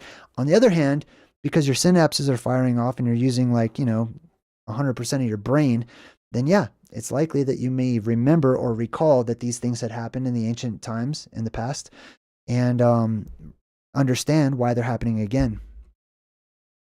All right, let's see. Anything else? Doctor Who says, JayDreamerZ, thank you. Thanks for being patient with me, Doctor Who. I appreciate it. I ask this because of the nature of the plasma cycle being endless, but the Bible invites the idea of a timeline and a finality to the rapture and the return of Christ. I don't believe in finality. I know that what you're saying, and I know that many people project that onto the scriptures of the Bible, but I don't believe in finality. What else? Anything else here? Doctor Who, boom. Sin equals bad vibes. Don't get coy with me, Jelly Man. Yes. I'm not sure what you're asking still though. I have to be careful also because you might know what you're talking about and I might even know what you're talking about. But if I'm going to read the question aloud on the air, I need to make sure that I'm still building bridges for everyone else that has their own concept of sin or no idea what it is at all. You know what I mean? So I'm taking that into consideration as well when I go over these comments. The Bible also teaches world without end. Yes, that's true. Katie Papa says, JayDreamerZ, when I drive around, I see so much melted. I sometimes think we can't remember till we have to. Okay, so you see like a lot of the melted structures or whatever. Things do melt. There will be intense heat and things will actually melt.